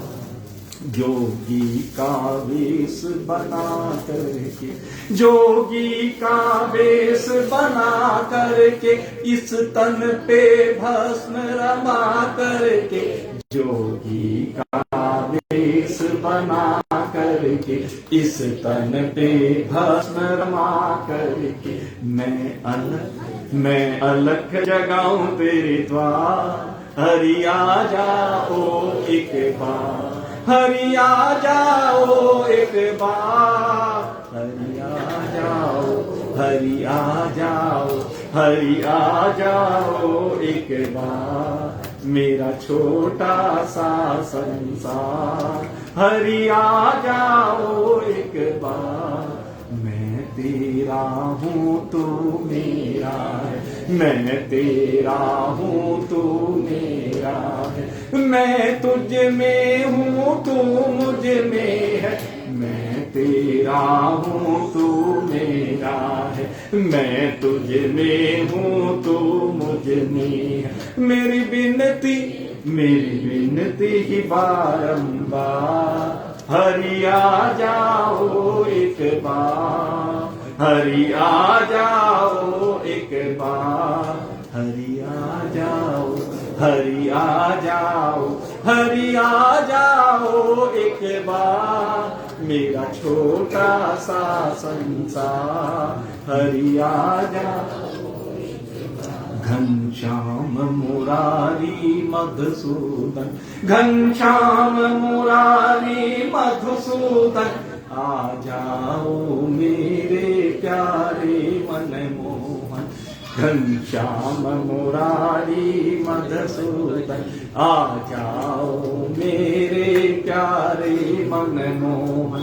ये दास करे पुकार, हरि आ जाओ, हरि आ जाओ, हरि आ जाओ एक बार, हरि आ जाओ एक बार, मेरा छोटा सा संसार। सब कह रहे हैं हमारा छोटा सा संसार है, प्रभु आ जाओ, प्रभु आ जाओ। अब आपके बिना रहा नहीं जाता, आपके दर्शन करने की अभिलाषा है। संत पुकार रहे हैं, संत रो रहे हैं, आंखों से जर्जर आंसू बह रहे हैं, प्रेम के आंसू हैं, ये प्रतीक्षा के आंसू हैं। भगवान से प्रार्थना करें, प्रभु आओ आओ आओ। और भगवान भी अब कहते हैं चिंता मत करो भक्तों, तड़प का आनंद अलग ही होता है जब ये चित्त घायल होता है, जब ये हृदय घायल होता है। और उसके बाद इस संतप्त हृदय के ऊपर जब स्वाति नक्षत्र की बूंदें पड़ती है, तब उस अमृतानंद का अनुभव होता है। इसलिए प्रतीक्षा करो थोड़ी सी, नहीं प्रभु अब सहन नहीं होती। भाद्रपद आ गया है, भाद्रमास आ गया है, तिथियां आगे बढ़ रही हैं। प्रभु ये भद्रजों का मास यही है, कल्याण का मास यही है। प्रभु शीघ्र कीजिए। प्रतिपदा, द्वितीया, तृतीया, चतुर्थी, पंचमी, षष्टमी, सप्तमी और तो अष्टमी ने करके हाजिरी लगा दी है। और अब तो अष्टमी भी जने को तैयार बैठी है। सुबह से शाम हो गई प्रतीक्षा करते करते। अब आखिर आकाश में बादल गरजने लगे हैं। आकाश में जैसे जैसे बादल गरजते जाते हैं, अंधेरा होता जाता है, घनघोर अंधेरा है। सब अपने अपने घरों में पड़े हुए सो रहे हैं, गहन निद्रा में सो रहे हैं। मोह रूपी रात्रि में जीव सो रहा है, लेकिन मोह रूपी रात्रि में भी संयमी जागता है। या निशाम सर्वभूतानां ताम जागृते ही संयमी, मोह निशा सब सोब निहारा, देख स्वप्न अनेक प्रकारा, यही ऋषि जामिनी जागहि जोगी, परमारथ प्रपंच योगी। सब सो रहे हैं, लेकिन जो भगवान के भक्त हैं वो भगवान का गुणानुवाद कर रहे हैं, भगवान को पुकार रहे हैं। उन्हें पता है भगवान आएंगे, जरूर आएंगे। अब भगवान जरूर आएंगे, क्योंकि आज दिव्य उनको अनुभूतियां होने लगी हैं। आज उनका हृदय कह रहा है कि आज जरूर भगवान आएंगे, क्योंकि आज हर्ष है उनके हृदय में, आनंद की लहरें बह रही है उनके हृदय में। आज उनको आभास हो रहा है, तो इसलिए भगवान को पुकार रहे हैं, कीर्तन कर रहे हैं, भगवान का गुणानुवाद कर रहे हैं। और जैसे जैसे समय बीतता जा रहा है, आगे बढ़ रहा है समय। 8 का घंटा बजा, 9 का घंटा बजा, 10 का घंटा बजा, 11 का घंटा जैसे बजा, आकाश बिल्कुल निर्मल होना प्रारंभ हो गया। ब्रह्मदेव ने जो सृष्टि के सृजक हैं, अब सब देवताओं को आज्ञा दी है। सब देवता आकर के यहाँ पर भगवान की स्तुति करना प्रारंभ कर देते हैं। अब भगवान का पदार्पण होने जा रहा है। ब्रह्मदेव कहते हैं इसलिए जाओ, गंधर्व आए हैं, अप्सराएं आए हैं, सबने भगवान का स्वागत करना प्रारंभ किया है। आकाश जिसमें बादल विराजमान थे, मेघ गरज रहे थे, बिजलियां चमक रही थी, अब वो आकाश बिल्कुल निर्मल हो गया है। सुंदर सुंदर तारे टिमटिमा आने लगे हैं। यमुना को भी एहसास हो गया है, यमुना जी का जल बिल्कुल निर्मल हो गया है और आप भूदेवी को भी अब अनुभव होने लगा है कि ऐसे सुंदर सगुन हो रहे हैं। जरूर आज भगवान का अवतरण होगा, आज मेरा सौभाग्य का उदय होगा, आज भगवान मेरे वक्ष स्थल पर अपने चरण रज प्रणाम करने के लिए आ रहे हैं। अब तो उन्मादित हो गई है भूदेवी और नृत्य करने लगी, सब वृक्ष नृत्य करने लगे, सब पुष्प पल्लवित हो गए, वृक्ष जितने भी थे ऐसे सुंदर सुंदर वृक्ष खिल गए हैं, भंवरे गुंजाने लगे हैं, जुगनू चमकने लगे हैं, तितलियां रंग बिरंगी मंडराने लगी हैं। ऐसा दिव्य वातावरण हुआ है और उसी समय ठीक जैसे ही रात्रि के 12 बजे हैं, रात्रि के 12 बजते ही प्राची दिशा में एक दिव्य स्वरूप में आज चंद्रदेव का उदय हुआ है। दिव्य शोभा से संयुक्त चंद्रदेव है। क्यों ना हो, आखिर आज उनके लिए हर्ष की सीमा नहीं है कि आज भगवान उनके वंश में अवतरित होने जा रहे हैं। इसलिए चंद्रदेव ऐसा शीतल किरणें आज लेकर आए हैं जो संतों को आनंद दे रही है, भक्तों को आनंद दे रही है। और उसी समय चमत्कार हुआ है, मंदिरों में शंख घंटे घड़नावल स्वतः ही बजने प्रारंभ हो गए।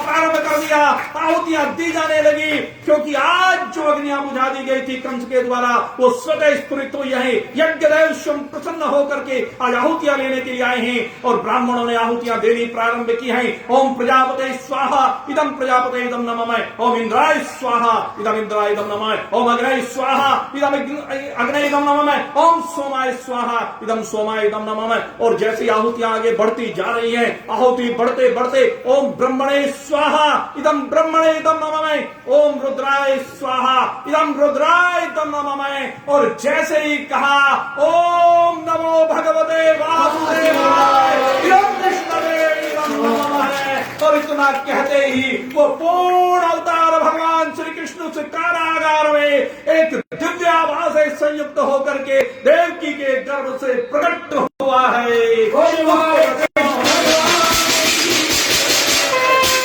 आकाश से पुष्प वर्षा होने लगी है, देवता नृत्य करने लगे, अप्सराएं नृत्य करने लगी हैं, गंधर्व गायन करने लगे हैं। मां देवकी और वसुदेव जी ने देखा और देखते ही स्तुति करनी प्रारंभ की है, क्योंकि चतुर्भुजी स्वरूप में मेरे नारायण आए हैं। भाई प्रगट गोपाला दीन दयाला यसुमति के हितकारी, हर्षित महतारी रूप निहारी, मोहन मदन मुरारी।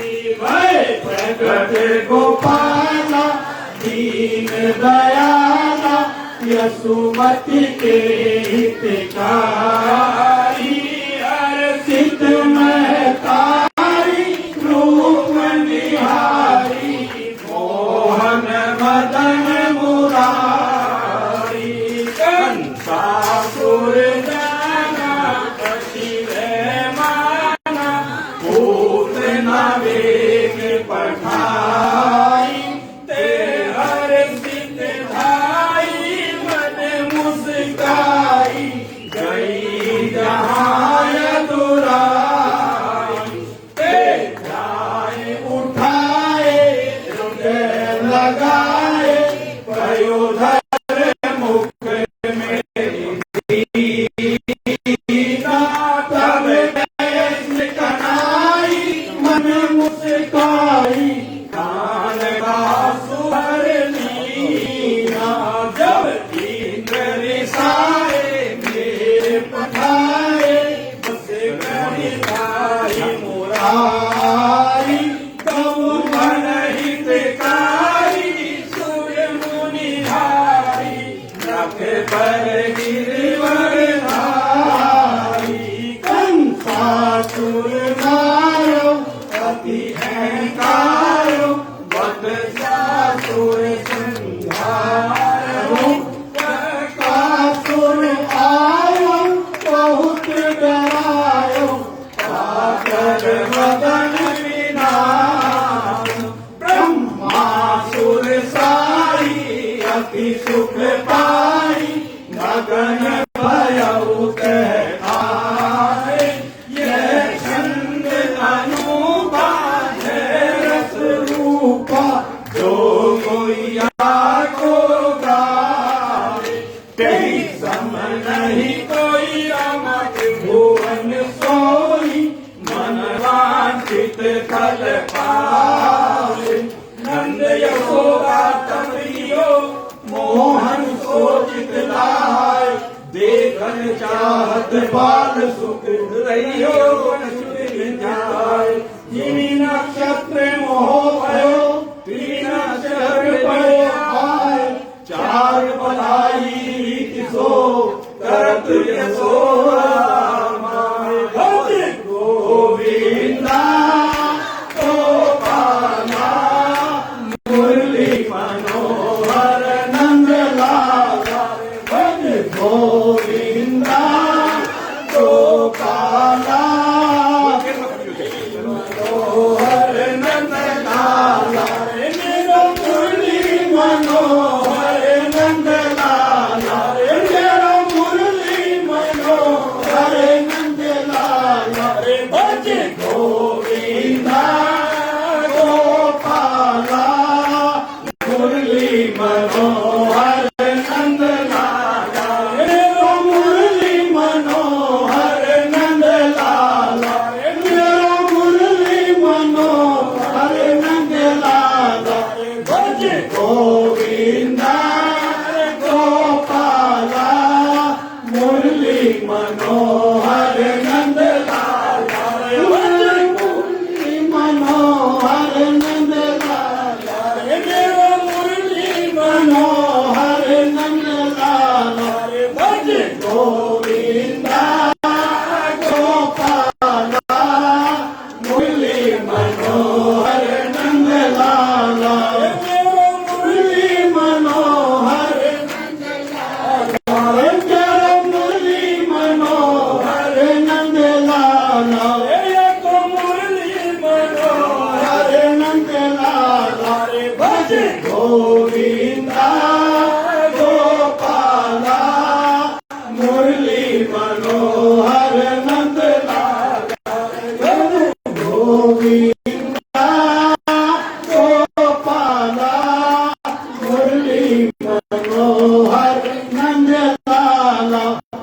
यशोदा ने गायो नंद लाल बधाई सारे भक्तों को।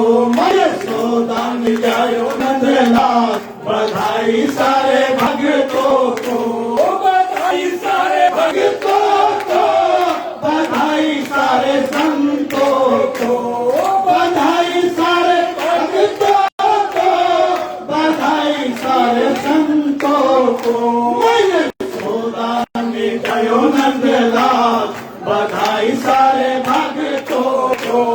यशोदा ने गायो नंद लाल बधाई सारे भक्तों को। आज ये आंगन धन्य भयो है।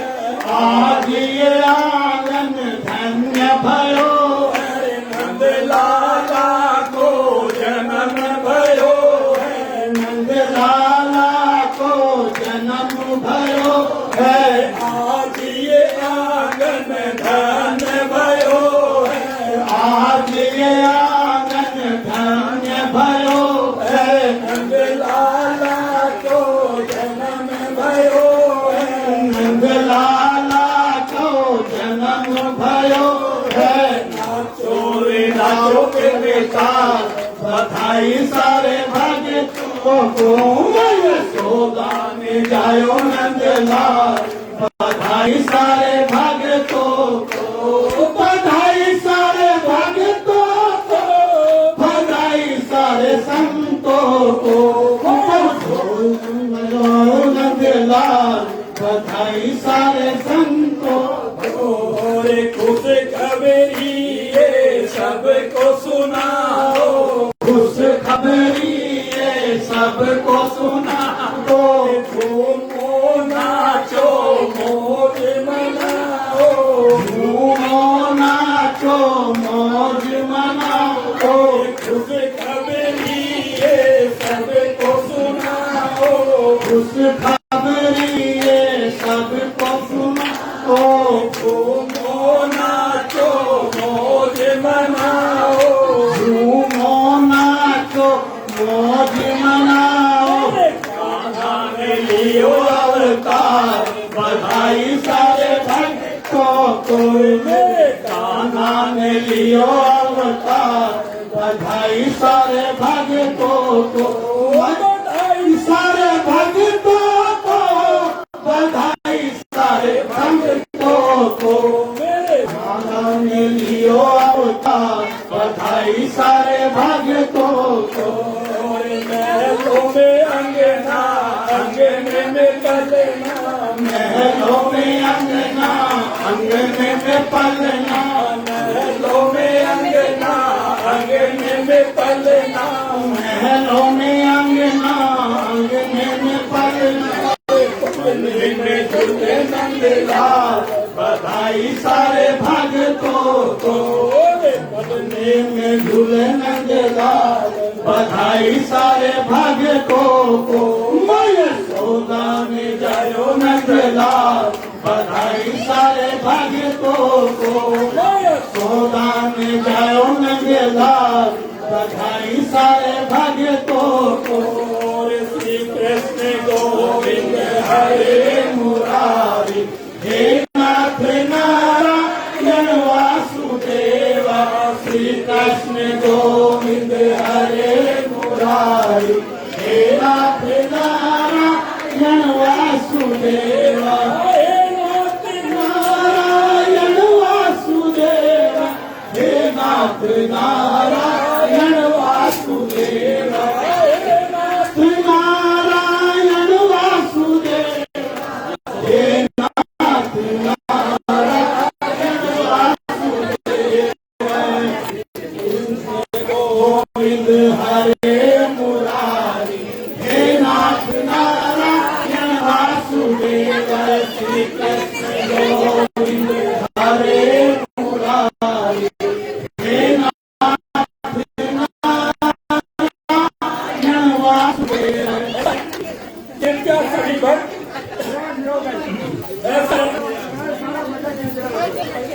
सब भक्तों को बधाई देनी है भाई भाई।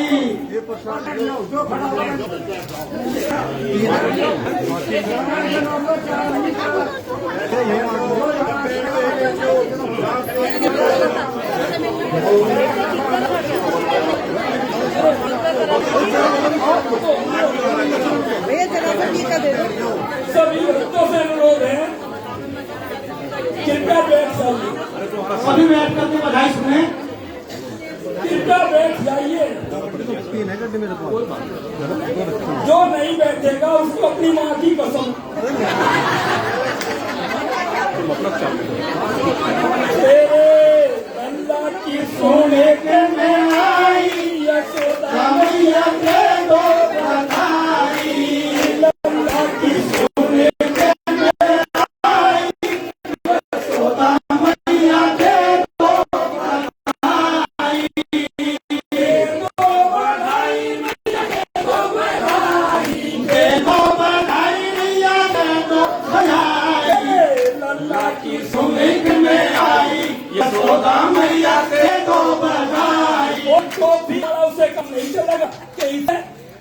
और टीका भी लूंगी मैं तो नथनी भी लूंगी, टीका भी लूंगी मैं तो नथनी भी लूंगी, टीका भी लूंगी मैं तो नथनी भी लूंगी, टीका भी लूंगी मैं तो नथनी भी लूंगी।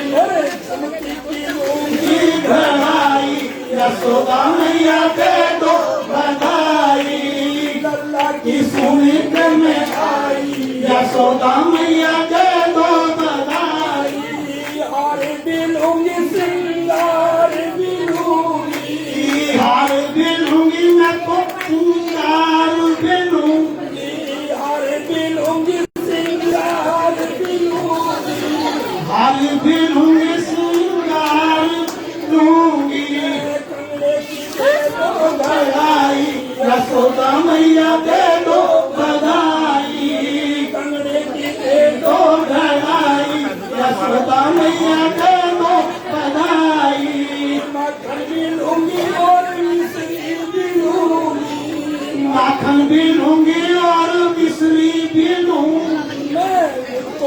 दे दो मिठाई, यशोदा मैया दे दो बधाई, जुग जियो मैया तेरा ललना, जुग जुग जियो मैया तेरा ललना, हो गई मेरी मन चाही, यशोदा मैया दे दो बधाई, दे दो बधाई मैया दे दो बधाई, दे दो बधाई मैया दे दो बधाई, लाकी सुमित में आई, यशोदा मैया दे दो बधाई, कृष्ण गोविंद हरे मुरारी, हे नाथ नारायण वासुदेव, श्री कृष्ण गोविंद हरे मुरारी, हे नाथ नारायण वासुदेव,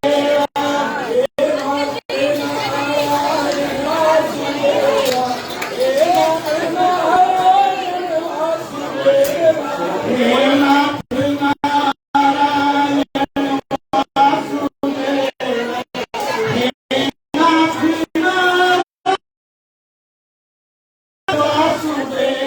भगवान का दिन में आगमन हो गया है, बधाइयां दी जा रही हैं। और अब तो नंद बाबा के यहाँ, आइए आपको लेकर चलते नंद बाबा के यहाँ, जहाँ पर आनंद ही आनंद है। कैसा आनंद है? नंद के आनंद भयो, जय कन्हैया लाल की, अरे हाथी घोड़ा पाल की, जय कन्हैया लाल की, हाथी घोड़ा पाल की, जय कन्हैया लाल की, अरे नंद के आनंद भयो, जय कन्हैया लाल की, अरे नंद के आनंद भयो, जय कन्हैया लाल की, नंद के आनंद भयो, जय कन्हैया लाल की, हाथी घोड़ा पाल की, जय कन्हैया लाल की, हाथी घोड़ा पाल की, जय कन्हैया लाल की, हाथी घोड़ा पाल की, जय कन्हैया लाल की, हाथी घोड़ा पाल की, जय कन्हैया लाल की, अरे गैया चराने आयो, जय कन्हैया लाल की, गैया चराने आयो, जय कन्हैया लाल की, गैया चराने आयो, जय कन्हैया लाल की, अरे रास रचाने आयो, जय कन्हैया लाल की, रास रचाने आयो, जय कन्हैया लाल की, भक्तों का रखवाला आयो, जय कन्हैया लाल की, भक्तों का रखवाला आयो, जय कन्हैया लाल की, भक्तों का रखवाला आयो, जय कन्हैया लाल की, यशोदा का दुलारा आयो, जय कन्हैया लाल की, नंद जी का प्यारा आयो, जय कन्हैया लाल की, नंद का प्यारा आयो, जय कन्हैया लाल की, नंद के आनंद भयो, जय कन्हैया लाल की, नंद के आनंद भयो, जय कन्हैया लाल की, अरे नंद के आनंद भयो, जय कन्हैया लाल की, नंद के आनंद भयो, जय कन्हैया लाल की, हाथी घोड़ा पाल की, जय कन्हैया लाल की, हाथी घोड़ा पाल की, जय कन्हैया लाल की, हाथी घोड़ा पाल की, जय कन्हैया लाल की, हाथी घोड़ा पाल की, जय कन्हैया लाल की, हाथी घोड़ा पाल की, जय कन्हैया लाल की, अभी बैठे भैया, अभी नहीं चल रहा, अभी बैठे, बोलो वृंदावन बिहारी लाल की जय, मोर मोड़ बंसी वाले की जय। सबको प्रसाद मिलेगा, खिलौने मिलेंगे, सब चीज मिलेगी, लेकिन अभी अगर यदि आपको आनंद लेना है तो बैठे, और नहीं तो मैं यही बोल दूं क्या, सभी भक्त कर रहे हैं आपसे, आइए अभी जो है आपको राधा रानी के पास लिए चलते हैं, क्योंकि राधा रानी जी के बगैर भगवान श्री कृष्ण का भी कोई अस्तित्व नहीं है। क्योंकि आइए अब हम भगवान श्री कृष्ण के साथ रानी की उपासना करते हैं। आइए चलते हैं राधा जी के पास। राधे राधे हरे राधे राधे राधे राधे राधे राधे राधे राधे राधे राधे राधे राधे। अगर राधे रखोगे तो क्या मिलेगा? राधे राधे रहो चल आएंगे बिहारी, राधे राधे आएंगे बिहारी, आएंगे बिहारी चले आएंगे बिहारी, राधे राधे चले आएंगे बिहारी, राधे राधे। अरे राधे राधे। ऐसा है, मुझे लग रहा है किसी को आनंद नहीं लेना है, इसलिए मैं यहीं पर इस आनंद को अब विश्राम दे रहा हूं। अरे राधे राधे चप्पो चले आएंगे बिहारी, राधे राधे चप्पो चले आएंगे बिहारी, आएंगे बिहारी चले आएंगे बिहारी, आएंगे बिहारी चले आएंगे बिहारी, राधे राधे चप्पो चले आएंगे बिहारी, राधा रानी चंदा चकोर है बिहारी, राधा रानी चंदा चकोर है बिहारी, राधे राधे। राधे राधे तो चले आएंगे बिहारी, चले आएंगे बिहारी, चले आएंगे बिहारी, राधे राधे तो चले आएंगे बिहारी, राधा रानी मिश्री विकास है बिहारी, राधा रानी मिश्री विकास है बिहारी, राधे राधे। राधे राधे तो चले आएंगे बिहारी, चले आएंगे बिहारी, चले आएंगे बिहारी, राधे राधे तो चले आएंगे बिहारी, राधा रानी गंगा तो धार है बिहारी, राधा रानी गंगा तो धार है बिहारी, राधे राधे।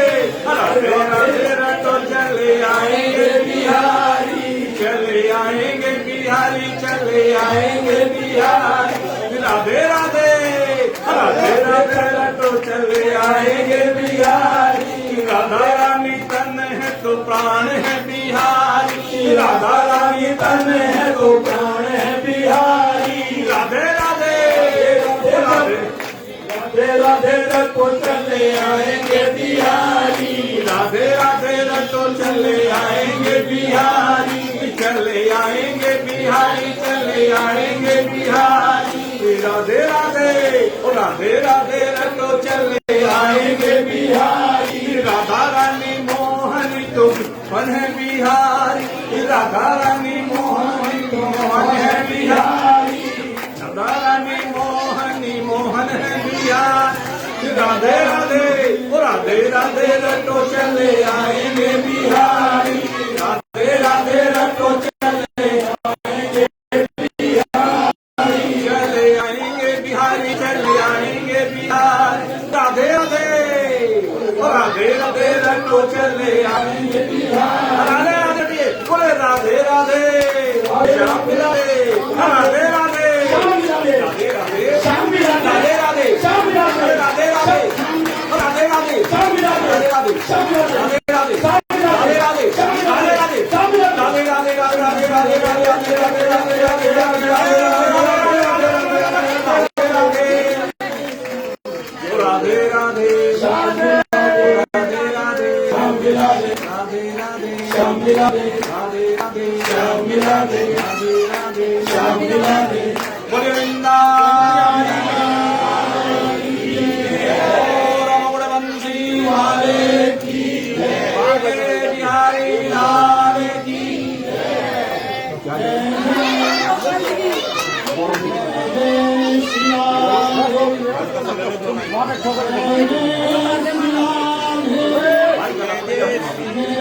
अरे पंखे जो होते मैं उड़ जाती, बधाई तो बटली।